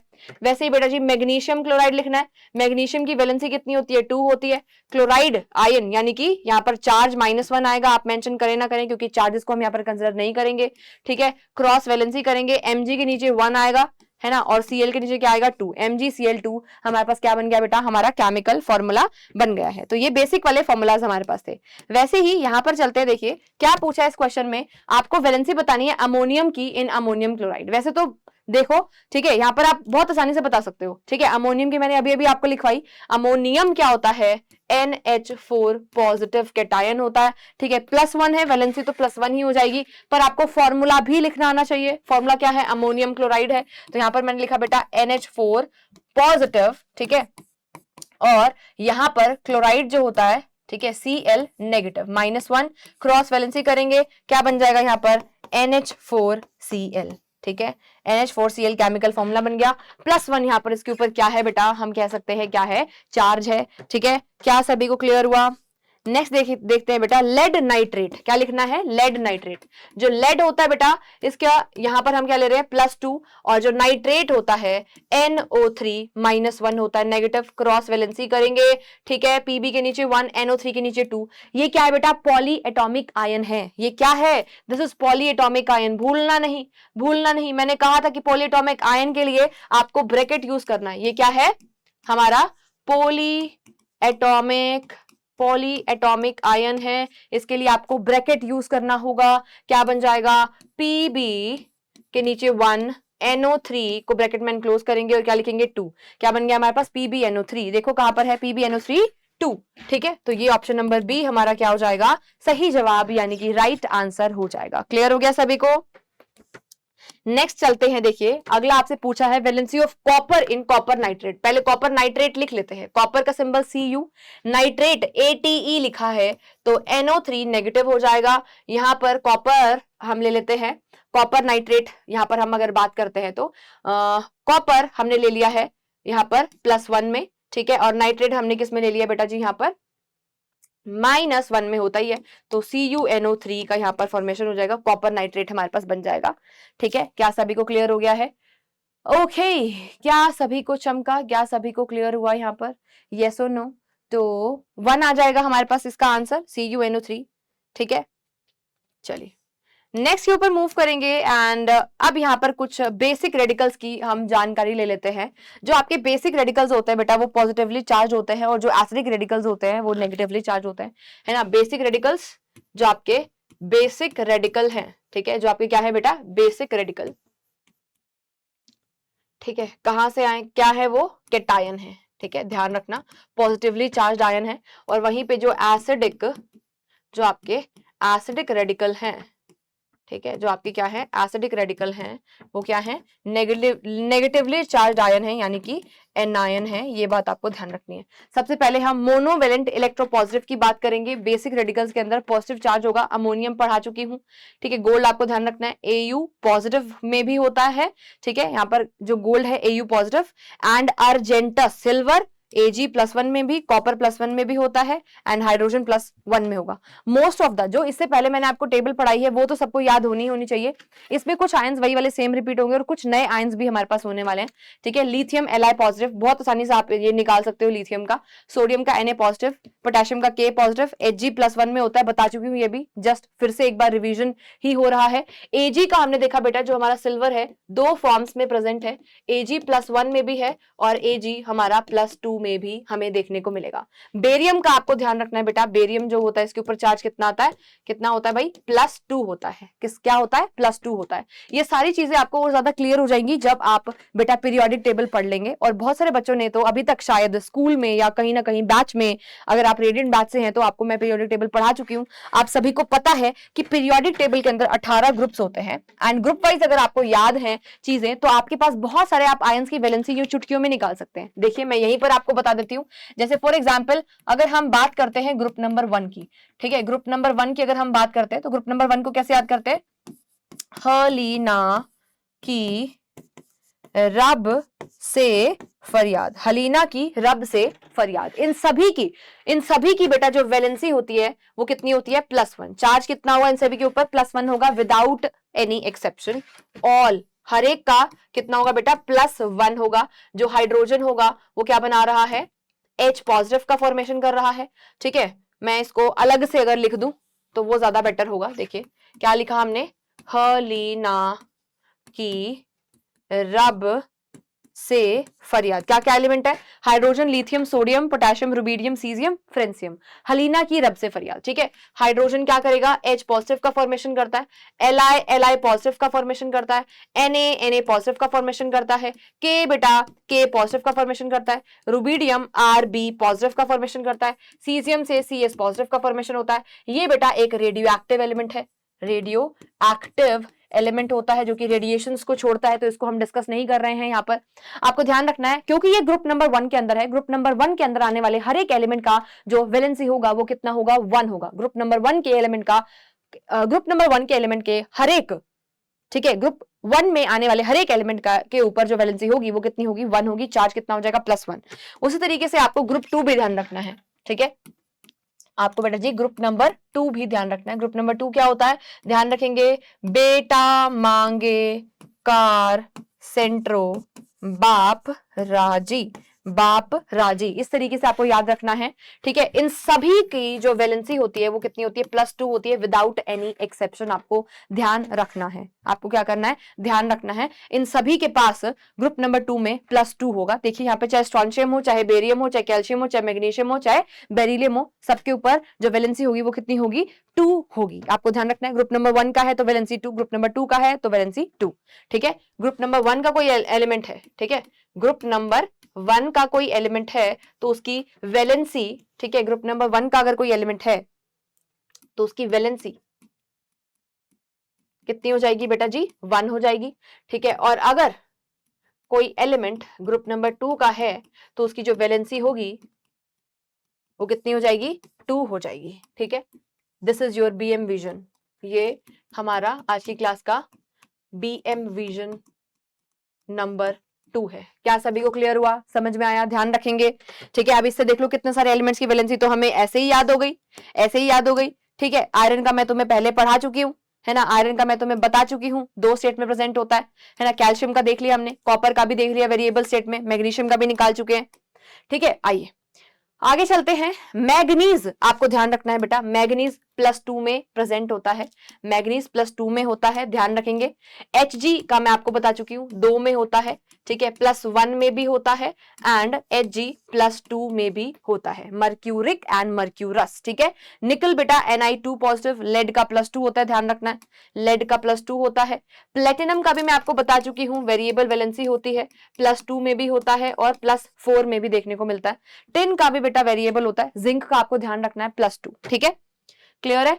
चलिए, aluminium Al3, arsenic As3 positive. ठीक है, गोल्ड का बेटा 3 पॉजिटिव होता है, बिस्मुथ का Bi3 पॉजिटिव होता है। ये सारे ट्राइवेलेंट इलेक्ट्रोपॉजिटिव आयंस के बारे में आपको बता रखा है, ये आप ध्यान रखेंगे, ये आपको याद होने चाहिए, तभी आप सॉल्व कर पाएंगे। नेक्स्ट हमारे पास आता है बेटा प्लम्बिक, वही बता दिया मैंने आपको, Pb+4। ठीक है, टिन, ये तीनों के तीनों हमारे पास किस में मिलते हैं बेटा? वेरिएबल स्टेट्स के अंदर मिलते हैं। ठीक है, इन तीनों के बारे में हम डिस्कशन कर चुके हैं 2 से 3 बार। अब चलते हैं बेटा एसिडिक रेडिकल के ऊपर चलते हैं। ठीक है, मोनोवेलेंट इलेक्ट्रोनेगेटिव आयंस के ऊपर। एसिटेट आयन आपको ध्यान रखना है क्या होता है? CH3COO नेगेटिव, ये क्या है? एसिटेट आयन है। फिर हमारे पास आता है बेटा बाई कार्बोनेट या फिर हाइड्रोजन कार्बोनेट, बता चुकी हूं HCO3 नेगेटिव होता है। कार्बोनेट क्या होता है? CO3 2 नेगेटिव होता है, इसको क्या बोलते हैं बेटा? कार्बोनेट। क्या बोलते हैं? कार्बोनेट कहते हैं। और वहीं पे हाइड्रोजन कार्बोनेट, एक हाइड्रोजन ऐड कर दिया, इसी वजह से एक 2 नेगेटिव, 2 नेगेटिव चार्जेस थे, एक कम हो गया, HCO3 नेगेटिव का यहाँ पर फॉर्मेशन हो गया, जिसको हम बाई कार्बोनेट का भी नाम देते हैं। फिर हमारे पास बाई सल्फेट आ जाएगा। बाई सल्फेट क्या होता है? HSO4 नेगेटिव होता है। बाई सल्फाइट आपके पास क्या हो जाएगा? एक ऑक्सीजन को कम कर दिया, HSO3 नेगेटिव यहाँ पर होता है। ठीक है, फिर पर मैग्नेट आपको ध्यान रखना है MnO4 नेगेटिव है ना, पोटेशियम पर मैग्नेट का फॉर्मूला सबको आता है ना, KMnO4 पर्पल कलर का होता है, सबने पढ़ा हुआ है। तो पर मैग्नेट क्या होता है बेटा, MnO4 नेगेटिव होता है, साइनाइड Cn नेगेटिव होता है, हाइपोक्लोराइट जो होता है वो ClO नेगेटिव होता है, क्लोरेट जो होता है वो ClO3 नेगेटिव होता है, पर क्लोरेट ClO4 नेगेटिव होता है। क्या होता है बेटा, ClO4 नेगेटिव होता है। ठीक है, तो यहाँ पे आपको ध्यान रखना है, यहाँ पर क्लोरेट, पर क्लोरेट एंड हाइपोक्लोरेट में ऑक्सीजन 2 से कम होंगे, इसीलिए एक ही ऑक्सीजन है। क्लोरेट के केस में आपके पास क्या है, 3 ऑक्सीजन है। और जब हम पर लगाते हैं, पर लगना मतलब एक एक्स्ट्रा पर लग जाना, एक एक्स्ट्रा क्या लग जाना बेटा, ऑक्सीजन लग जाना, तो यहाँ पर ClO4 नेगेटिव का फॉर्मेशन हो जाएगा। ठीक है, क्लोरेट, ये आपको तीनों ध्यान रखने हैं, हाइपोक्लोराइट, ठीक है, hypochlorite, chlorate ClO3 negative and पर क्लोरेट क्या होता है बेटा, आपके पास ClO4 नेगेटिव होता है। हाइपोक्लोराइट ClO नेगेटिव, क्लोरेट क्या होता है, ClO3 नेगेटिव, फिर आता है पर chlorate ClO4 negative. I hope आप सभी को क्लियर हो गया है। इसके बाद बेटा जी हमारे पास कुछ डाईवेलेंट इलेक्ट्रोनेगेटिव आते हैं, यानी कि एसिडिक रेडिकल, जैसे कि ऑक्साइड O2 नेगेटिव होता है, पर ऑक्साइड क्या होगा यहाँ पर, O2 2 नेगेटिव, एक एक्स्ट्रा ऑक्सीजन हमने जोड़ दिया है, O2 2 नेगेटिव होगा। जिंकेट क्या होता है, ZnO2 2 नेगेटिव होता है। प्लम्बाइट क्या होता है, PbO2 2 नेगेटिव। बेटा ये ध्यान रखना पड़ेगा, ये याद करना पड़ेगा, इसमें तुम्हारी मैम कुछ नहीं कर सकती, बस तुम्हें बता सकती है कि कौन से इंपॉर्टेंट है, कौन से ध्यान रखने हैं। क्रोमेट क्या होता है, CrO4 2 नेगेटिव होता है। क्या होता है, CrO4 2 नेगेटिव होता है। क्लियर है, ध्यान रखेंगे, क्लियर है, ओके चलिए, ओके अब हम शुरू करते हैं कार्बाइड। टेट्रावैलेंट की बात करें तो कार्बाइड एक ही आता है, C4 नेगेटिव। ठीक है, C4 नेगेटिव। अब हम केमिकल फॉर्मूला लिखना शुरू करेंगे। देखिए सबसे पहले पोटेशियम क्लोराइड, क्या लिखा, पोटेशियम, फिर क्या लिखा, क्लोराइड लिखा। पोटेशियम के ऊपर +1 होता है, क्लोराइड के ऊपर क्लोराइड के ऊपर -1 होता है। क्रॉस वैलेंसी करेंगे, क्या बन जाएगा हमारे पास, KCl का फॉर्मेशन हो जाएगा। किसका फॉर्मेशन हो जाएगा, KCl का। पोटेशियम क्या होता है, K होता है। हाइड्रोक्साइड क्या होता है, OH नेगेटिव होता है। +1 है, -1 है, क्रॉस वैलेंसी कर देंगे बेटा, दोनों 1 1 है, क्या बन जाएगा मेरे पास, KOH का फॉर्मेशन हो जाएगा। आगे देखिए पोटेशियम जिंकेट, पोटेशियम क्या होता है, +1 होता है। जिंकेट क्या होता है, ZnO2 2 नेगेटिव होता है। तो 2 नेगेटिव को मैंने नीचे लिखा, K के नीचे क्या लगाऊंगी, 2 लगा दूंगी, K2 ZnO2 क्या बन गया बेटा जी मेरे पास, पोटेशियम जिंकेट बन गया है। पोटेशियम पर मैग्नेट क्या होता है भाई, KMnO4, ठीक है, KMnO4 होता है। पोटेशियम क्या होता है, K के ऊपर पॉजिटिव आएगा और MnO4 नेगेटिव होता है। क्रॉस वैलेंसी करेंगे, दोनों के नीचे 1 1 आ जाएगा, KMnO4 मेरे पास क्या बन जाएगा, फॉर्मूला। पोटेशियम प्लम्बाइट क्या होता है बेटा, पोटेशियम के लिए हमने K लिखा, प्लम्बाइट क्या होता है, PbO2 2 नेगेटिव होता है और ये +1 आएगा। क्रॉस वैलेंसी करेंगे, K के नीचे 2 आएगा, तो K2 PbO2 मेरे पास क्या बन जाएगा, केमिकल फॉर्मूला बन जाएगा। जिंक कार्बोनेट, जिंक क्या होता है बेटा, जिंक के ऊपर चार्ज होता है, वैलेंसी होती है बेटा +2। कार्बोनेट होता है CO3 2 नेगेटिव, तो यहाँ पर 2 नेगेटिव, ठीक है, दोनों एक प्लस का 2 है, एक माइनस का 2 है, तो सिंपल आ जाएगा हमारे पास ZnCO3 फॉर्मूला बन जाएगा। इस तरीके से हम क्या लिखते हैं बेटा, आपके केमिकल फॉर्मूलाज लिखते हैं। क्लियर हो गया सभी को, आगे चलते हैं। नेक्स्ट हमारे पास क्या है बेटा, सोडियम नाइट्राइट। सोडियम के लिए सिंबल Na, नाइट्राइट ITE लग रहा है, यानी कि NO2 नेगेटिव आएगा। ठीक है, तो ये +1 में है, ये -1 में है, क्रॉस वैलेंसी हमने कर दिया, क्या बन जाएगा, NaNO2। सोडियम जिंकेट फिर से आ गया है बेटा हमारे पास, Na जिंकेट क्या होता है, ZnO2 2 नेगेटिव होता है, तो यहाँ पे क्रॉस वैलेंसी करेंगे तो Na2 ZnO2 आपके पास क्या बन जाएगा बेटा, केमिकल फॉर्मूला बन जाएगा। आई होप आप सभी को क्लियर हो गया है। चलिए नेक्स्ट चलते हैं। सोडियम प्लम्बाइट हो चुका है, अमोनियम क्लोराइड के ऊपर आते हैं। देखिए अमोनियम क्या होता है, NH4 पॉजिटिव होता है, ठीक है। क्लोराइड क्या होता है, Cl नेगेटिव होता है, क्या बन गया, NH4Cl का यहाँ पर फॉर्मेशन हो चुका है। आगे चलते हैं, नेक्स्ट है अमोनियम सल्फेट। अमोनियम फिर से NH4 पॉजिटिव, सल्फेट क्या होता है, SO4 2 नेगेटिव होता है। सल्फेट क्या होता है बेटा, SO4 2 नेगेटिव। ये जो 2 है बेटा ये नीचे आ जाएगा, इसके पैरों में आ जाएगा, ये पॉलीटॉमिक आयन है, तो इसको पहले एनक्लोज करेंगे हम, ठीक है, 2 लगा दिया। फिर SO4 तो भाई 1 ही आएगा, यहाँ पर तो 1 ही है, तो इसको हमने एज इट इज लिख दिया। अमोनियम हाइड्रोक्साइड लिखते हैं। अमोनियम क्या होता है, NH4 पॉजिटिव, +1 हमने लगाया, ठीक है। हाइड्रोक्साइड क्या होता है, OH नेगेटिव होता है, दोनों 1 1 है ना, दोनों क्या है, 1 1 है, तो भाई क्रॉस वैलेंसी करने के बाद भी NH4OH का यहाँ पर क्या हो जाएगा, फॉर्मेशन हो जाएगा। आई होप आप सभी को अच्छे से चमक गया है, क्लियर हो गया है। ये कुछ एग्जाम्पल्स है बेटा जो कि आपका होमवर्क है, आपको ये घर से करना है, ठीक है, क्लियर है, घर से करना है। चलिए इसी के साथ हम आगे चलेंगे। अब हमारे पास अगला टॉपिक है बेटा नेमिंग ऑफ सर्टेन कंपाउंड्स। कुछ कंपाउंड्स की हमें क्या करनी है, नेमिंग करनी है।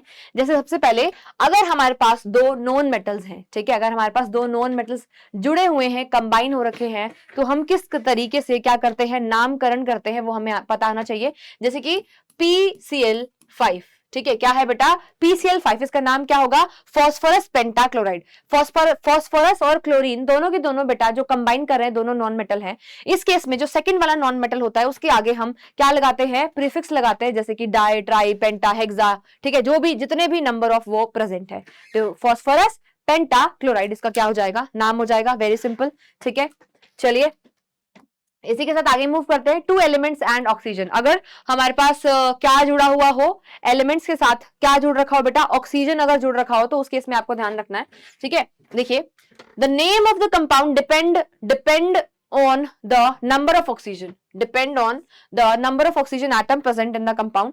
अगर वहां पर, ठीक है, अगर वहां पर क्या प्रेजेंट होते हैं बेटा, ऑक्सीजन लेस देन 2 प्रेजेंट होते हैं, तो वी यूज हाइपो। मैं आपको पहले भी बता चुकी हूं, हाइपो का हम यूज करते हैं। जैसे कि हमारे पास फॉर्मूला है सोडियम NaClO, ठीक है। यहाँ पर जो ऑक्सीजन है बेटा, सबसे पहले तो इसको सबसे लास्ट में हम मेंशन करेंगे, ठीक है। अब यहाँ पर एक ही ऑक्सीजन प्रेजेंट है जो कि लेस देन 2 है, तो क्या लगाएंगे, हाइपो शब्द लगाएंगे, तो क्या बन जाएगा, सोडियम हाइपोक्लोराइट इसका नाम हो जाएगा। क्या बन जाएगा, सोडियम हाइपोक्लोराइट इसका नाम हो जाएगा। क्या सभी को क्लियर हुआ, ठीक है, ठीक है, यस और नो, समझ में आया सभी को, ठीक है जी।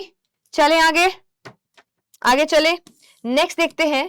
अगला हमारे पास क्या है, देखिए यहाँ पर अगर हमारे पास ऑक्सीजन एटम कितने प्रेजेंट हो बेटा, 3 प्रेजेंट हो, तो क्या बन जाएगा, यहाँ पे हम लास्ट में क्या लगाते हैं, ATE लगा देंगे। क्या बन जाएगा हमारे पास, सोडियम क्लोरेट, ठीक है, सोडियम क्लोरेट का यहाँ पर फॉर्मेशन हो गया है।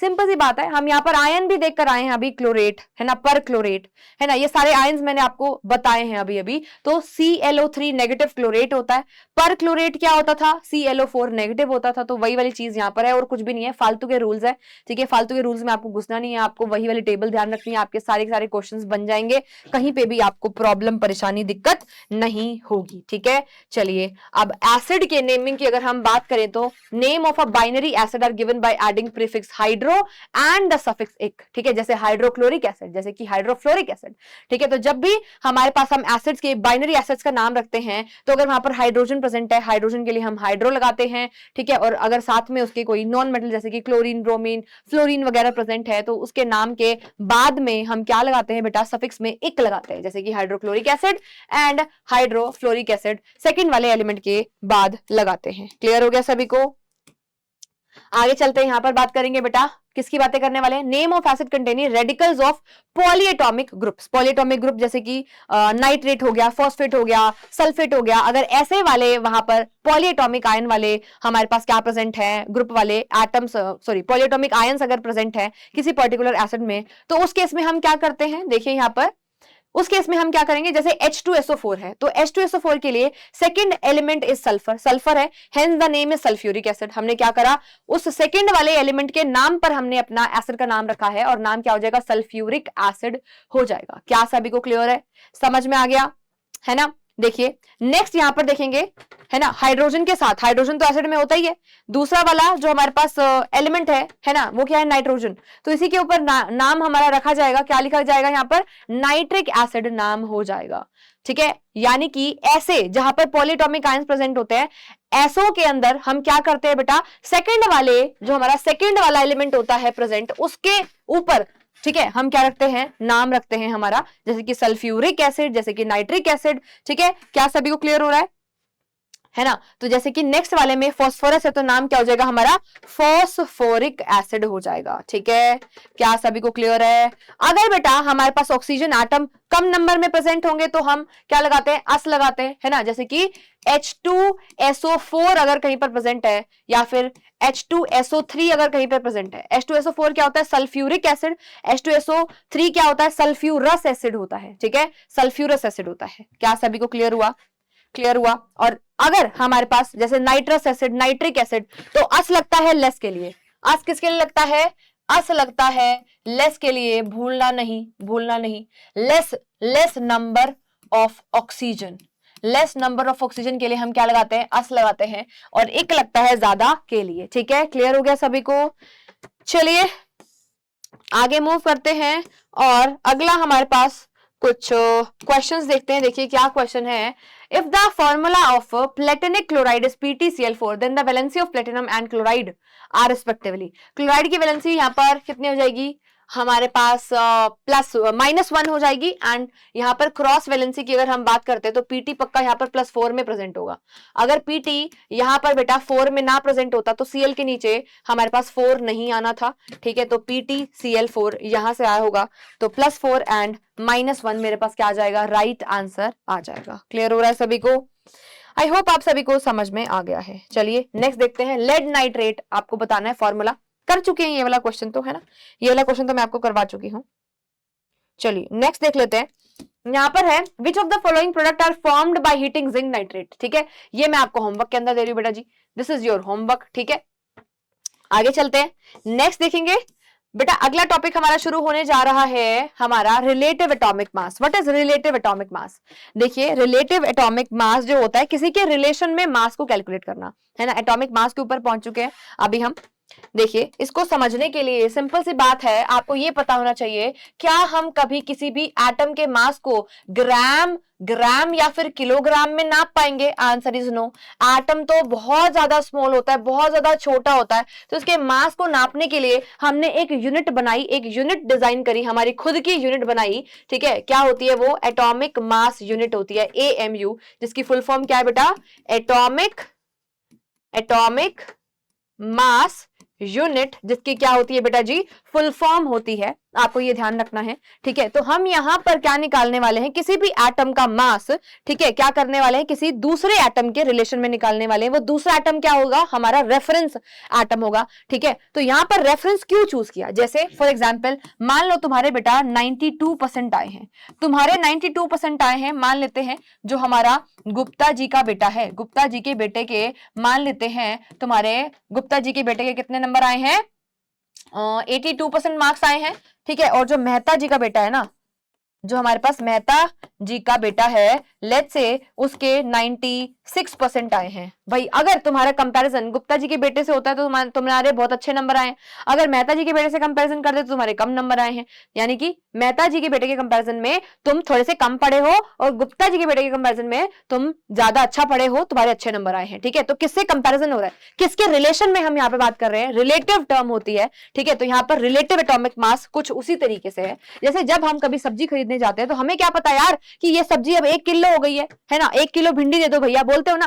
कैसे वो 1 किलो नापता है? 1 किलो का बाट रखता है, उसके कंपैरिजन में उस बाट में रखता है, एक साइड पर बाट रखता है वेप के ऊपर। ठीक है, और दूसरे पे क्या डालता है? भिंडी डालता जाता है। जब वो बराबर हो जाते हैं, बैलेंस हो जाते हैं, ठीक है, तब कहता है कि लो जी हो गई 1 किलो भिंडी हो गई, ले जाओ इसको, है ना? तो कैसे कैसे करता कैसे है वो? कैसे डिपेंड करता है बेटा ये इसके ऊपर, है ना? हम कुछ रेफरेंस ले रहे हैं, वैसे ही हमने मास, एटम के मास को मेजर करने के लिए भी एक रेफरेंस लिया। स्टार्टिंग में हमने हाइड्रोजन लिया था, फिर हमने बेटा ऑक्सीजन लिया, दोनों को ही रिजेक्ट कर दिया। ठीक है, क्योंकि उनसे कैलकुलेशन सही नहीं आ रही थी। आज के टाइम पर जो हम रेफरेंस लेते हैं, ठीक है, वो क्या है? हमारा कार्बन 12 आइसोटॉप है। ठीक है, कार्बन 12 आइसोटॉप है, कार्बन 12 आइसोटॉप को हम एज अ रेफरेंस मानते हैं। ठीक है, तो हमने बेटा जी अज्यूम करा, हमने कहा कि मास ऑफ 1 कार्बन 12 एटम जो होगा वो कितना होगा बेटा? 12 AMU होगा। यानी कि मैं इसको कह सकती हूं कि मेरे पास जो 12 AMU है वो किसके बराबर है? वो बराबर है किसके बेटा? मास ऑफ 1 कार्बन 12 एटम के बराबर है। अगर बेटा मेरे को 1 AMU के वैल्यू निकालनी है, मेरे को 1 AMU के वैल्यू निकालनी है, तो कितना आ जाएगा बेटा? यहाँ पर 1 AMU की वैल्यू निकालूंगी तो 1/12 of mass of carbon 1 carbon 12 atom, है ना? 1 कार्बन 12 एटम के ये क्या हो जाएगा बेटा जी? बराबर हो जाएगा। तो यहां से हमारे पास क्या आता है? 1 AMU की वैल्यू आती है। ठीक है, क्या सभी को क्लियर हुआ? क्या सभी को समझ में आया? बोलो भाई, क्लियर हुआ कि नहीं? तो 1 AMU यहां से आता है, ये आपने 9th में भी इसका थोड़ा सा आइडिया ले रखा होगा।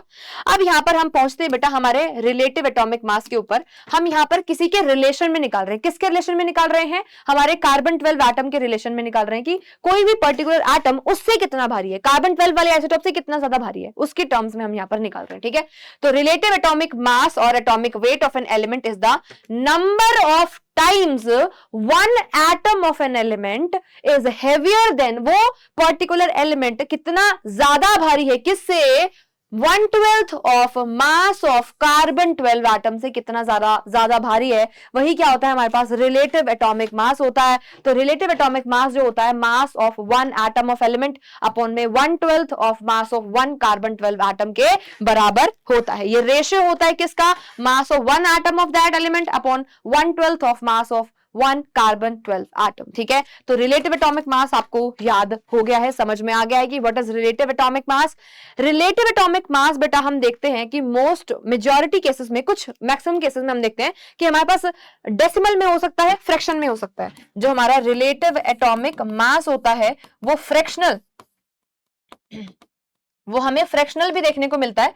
जैसे कि क्लोरीन का जो होता है वो 35.5 होता है।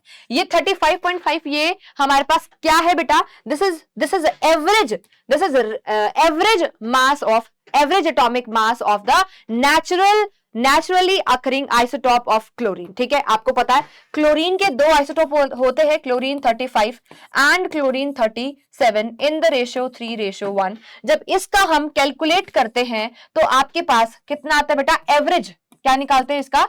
एवरेज एटॉमिक मास जब हम निकालते हैं, average atomic mass of naturally of both isotope, दोनों आइसोटॉप का जब हम निकालेंगे, ठीक है, तो वही क्या होता है हमारा रिलेटिव एटॉमिक मास। फ्रैक्शनल क्यों है? क्योंकि आइसोटॉप्स का हम क्या लेते हैं? एवरेज लेते हैं। ठीक है, तो इसी वजह से क्या आता है बेटा आपके पास? फ्रैक्शनल आता है। ये बात भी आपको पता होनी चाहिए। ठीक है जी, क्लियर हो गया सभी को।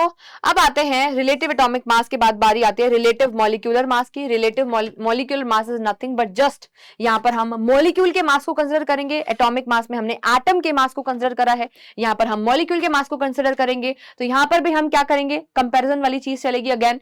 The relative molecular mass of an element और a compound is the number that represent how many times one molecule of the substance is heavier than 1/12 of mass of carbon 12 atom। ठीक है, कितना ज्यादा heavy है वो particular one molecule. ठीक है, तो मॉलिक्यूलर मास यानी कि जिसको हम RMM भी कहते हैं, रिलेटिव मॉलिक्यूलर मास भी कहते हैं। RMM निकालते कैसे हैं हम? RMM निकालने के लिए हम क्या कर देते हैं? सिंपल एडिशन कर देते हैं addition of relative atomic mass of all the atoms present in a molecule। ठीक है, किसी भी मॉलिक्यूल में प्रेजेंट सभी एटम्स के रिलेटिव एटॉमिक मास को जब हम ऐड कर देते हैं तो हमारे पास रिलेटिव मॉलिक्यूलर मास आ जाता है। फॉर एग्जांपल अगर मैं यहां पर बेटा वाटर की बात करती हूँ, किसकी बात करूं? वाटर की बात करूं तो वाटर आपको पता है क्या होता है? Water is H2O। ठीक है, तो इसका अगर मेरे को क्या निकालना है? रिलेटिव मॉलिक्यूलर मास निकालना है तो इसके एटॉमिक मासेस को हम ऐड करते जाएंगे। ठीक है, एक हाइड्रोजन का 1 होता है, यहाँ पर 2 हाइड्रोजन दे रखे हैं। ऑक्सीजन का कितना होता है? 16 होता है। तो यहाँ पर 18 AMU मेरे पास क्या आ जाएगा बेटा? हमारे पास रिलेटिव मॉलिक्यूलर मास आ जाएगा। ठीक है, RMM आ जाएगा। वैसे ही CO2 का अगर हम निकालेंगे तो कार्बन का 12 होता है, 16। ठीक है, और यहाँ पर 2 ऑक्सीजन दे रखे हैं तो कितना आ जाएगा? 44 AMU आपके पास आंसर आ जाएगा। आज के टाइम पर हमने AMU को बेटा UPSC ने बोला है कि आप क्या यूज करेंगे? U यूज करेंगे। U stands for unified mass। U stands for what? Unified mass। Clear हो गया सभी को? CO2 वाटर, इसी तरीके से बेटा जी आप H2SO4 का भी निकाल सकते हैं। ठीक है, यहाँ पर हाइड्रोजन 2 प्रेजेंट है, एक हाइड्रोजन का 1 होता है, सल्फर का 32 होता है, ऑक्सीजन का कितना होता है बेटा? 16 होता है। 4 ऑक्सीजन प्रेजेंट है तो यहाँ पर आपके पास 98 AMU आ जाएगा। उसी तरीके से बेटा आप CH4 का भी निकाल सकते हो। एक कार्बन का 16 होता है। ठीक है, और हाइड्रोजन का कितना होता है? 16 बोल दिया मैंने भाई, 12 होता है, ठीक है। 12 प्लस में 4 इंटू में 1 होता है, तो हमारे पास 16u या फिर आप AMU लिख सकते हैं। क्या सभी को क्लियर हो गया है? क्या सभी को समझ में आया? जल्दी से मुझे बताएंगे यस और नो, यस और नो, समझ में आया? ठीक है जी, क्लियर हो रहा है? क्लियर हो रहा है कि नहीं? ठीक है, चलिए अब यहां पर हम क्या करने वाले हैं भाई, क्या करने वाले हैं? देखिए, ये मैं आपको होमवर्क के अंदर दे रही हूं, ये आप सभी बच्चे कैलकुलेट करके देखेंगे, ठीक है। केन शुगर का जो मास होगा वो निकालना है आपको, सिंपल बेटा, ऐड ही तो करना है, कुछ भी तो नहीं है। C12H22OH का आपको कैलकुलेट करना है, ठीक है। C12H22 एंड OH नहीं आएगा भाई, O11 आएगा, ठीक है। तो इसका अगर हम कैलकुलेट करेंगे तो 12 इंटू में 12 कर देंगे, ठीक है, प्लस में 22 इंटू में कितना कर देंगे, 1 कर देंगे, प्लस में ऑक्सीजन 11 है तो 11 इंटू में क्या कर देंगे, 16 कर देंगे। हमारे पास क्या आ जाएगा, आंसर आ जाएगा। कॉपर सल्फेट का आपको इसी तरीके से निकालना है। देखिए कॉपर का यहाँ पर आपको एटॉमिक मास दे भी रखा है, ठीक है। कॉपर का कितना दे रखा है, 63.5 दे रखा है, ठीक है। प्लस में इसको देख रहे हैं, एक बार देख लो, यहाँ पर डॉट लगा के 5H2 लिख रखा है। ये क्या होता है, वाटर ऑफ हाइड्रेशन होते हैं, वाटर ऑफ क्रिस्टलाइजेशन इनको कहते हैं। तो 63.5 प्लस में सल्फर का आपको पता है ये 32 होता है, ऑक्सीजन का आपको पता है 16 होता है, इंटू में 4, 4 ऑक्सीजन दे रखे हैं, ठीक है। प्लस में बेटा 5 है ना, 5 वाटर है, और वाटर मॉलिक्यूल का कितना होता है, 18 होता है। तो इस तरीके से हम इसको सॉल्व कर देंगे, ठीक है, इस तरीके से हम इसको सॉल्व कर देंगे। क्या सभी को समझ में आ गया है ना? कर लेंगे भाई, आसान है, कर लोगे कि नहीं बताइए, ठीक है। दिस इज योर होमवर्क, आपको सॉल्व करना है, ठीक है, आप इसको सॉल्व करेंगे।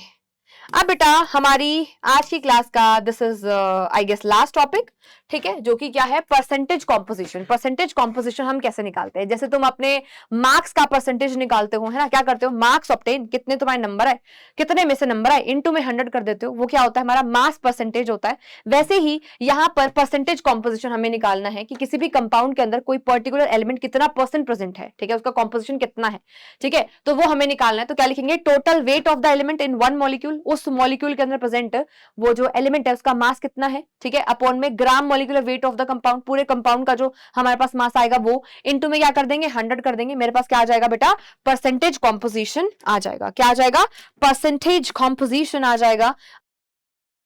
देखिए बेटा, परसेंटेज कॉम्पोजिशन अगर आपको समझ में आ गया तो अब इससे रिलेटेड एक क्वेश्चन को हम सॉल्व कर लेंगे।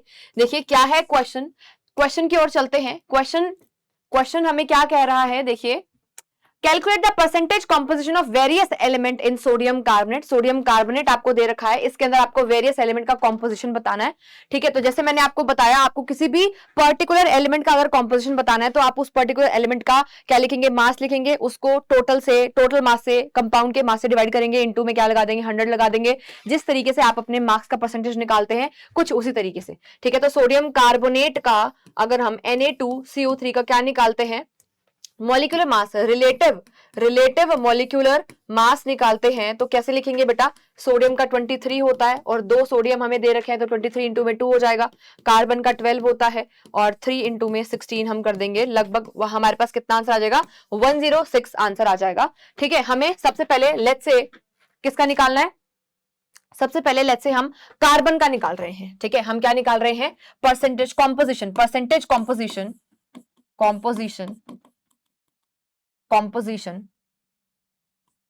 ऑफ कार्बन, ठीक है। कार्बन का परसेंटेज कॉम्पोजिशन हमको निकालना है। तो कार्बन कितना प्रेजेंट है बेटा, 12 प्रेजेंट है, ठीक है, 12 ग्राम प्रेजेंट है। अपोन में हमने टोटल लिखा 106, ठीक है, इनटू में हमने क्या लगा दिया, 100 लगा दिया। इस तरीके से हम क्या निकाल सकते हैं, कार्बन का परसेंटेज निकाल सकते हैं। वैसे ही परसेंटेज ऑफ सोडियम अगर मेरे को निकालना है, ठीक है, पूरे कंपाउंड में, तो कितना आ जाएगा बेटा, सोडियम का कॉम्पोजिशन आपको पता है 23 इंटू में 3, ठीक है। तो मेरे पास यहाँ पर कितना हो जाएगा भाई, 46 अपोन में 106 इंटू में क्या लिख दूंगी, 100 लिख दूंगी। तो ये मेरे पास सोडियम का परसेंटेज आ जाएगा। आई होप आप सभी को क्लियर हो गया है, ठीक है। चलिए अब इसके बाद हमें जो आगे मूव करना है, ठीक है, वो है बेटा जी आपका empirical formula of the compound. Empirical formula क्या होता है, empirical formula is very simple. Empirical formula आपका सिंपलेस्ट फॉर्मूला होता है। मॉलिक्यूलर फॉर्मूला आपको ट्रू सेंस में नंबर ऑफ एटम्स के बारे में बताता है। जैसे अगर मैं लिखती हूं H2O2, तो H2O2 बेटा आपका क्या है, मॉलिक्यूलर फॉर्मूला है, मॉलिक्यूलर फॉर्मूला है, ठीक है। तो ये मॉलिक्यूलर फॉर्मूला हाइड्रोजन पेरोक्साइड का जो आपको बताता है कि यहां पर 2 हाइड्रोजन होंगे और 2 ही ऑक्सीजन होंगे। पर अगर मैं इसका सिंपलेस्ट फॉर्म निकालूं, ठीक है, तो मैं यहां पर क्या लिख सकती हूं, HO, ठीक है, इसका सिंपलेस्ट फॉर्म है ये। तो सिंपलेस्ट फॉर्म को क्या बोलते हैं हम, एम्पिरिकल, क्या बोलते हैं, एम्पिरिकल फॉर्मूला कहते हैं। सिंपल सी बात है। एम्पिरिकल फॉर्मूला का जो कॉन्सेप्ट आएगा क्लास 10th के अंदर ज्यादा डिटेल में आएगा। अभी के लिए बस आपको यही पढ़ना है कि the empirical formula of the compound is the formula which gives the simplest whole number ratio of the atom of different element present in one molecule of the compound, ठीक है। ये क्या हो जाएगा, आपका सिंपलेस्ट फॉर्मूला हो जाएगा, ठीक है। क्या सभी क्लियर है? C6H12O6, ठीक है। इसका इंपेरिकल फॉर्मूला आपको निकालना है, इसका सिंपलेस्ट रेशो निकालकर आपको इंपेरिकल फॉर्मूला बताना है। दिस इज योर होमवर्क, ठीक है, ये आपका होमवर्क है। चलिए, आई होप आपको क्लियर हो गया होगा। आपको क्या करना है, कंप्लीट योर नोट्स, आपको अपने नोट्स कंप्लीट करने हैं, ठीक है। कंप्लीट योर नोट्स, नोट्स सबके डन हो जाने चाहिए, ठीक है। एंड उसके अलावा यहां पर आपको क्या करना है भाई, क्वेश्चंस की प्रैक्टिस करनी है, आपको जो होमवर्क है वो सॉल्व करना है, ठीक है। आई होप आपका रिवीजन बढ़िया से हो गया होगा, सारी चीजें हमने कवर कर ली हैं, आपको मजा आया होगा। मिलते हैं अगले मजेदार वन शॉट लेक्चर के अंदर, तब तक के लिए अपनी हेल्थ का ध्यान रखिए। Keep learning and keep growing.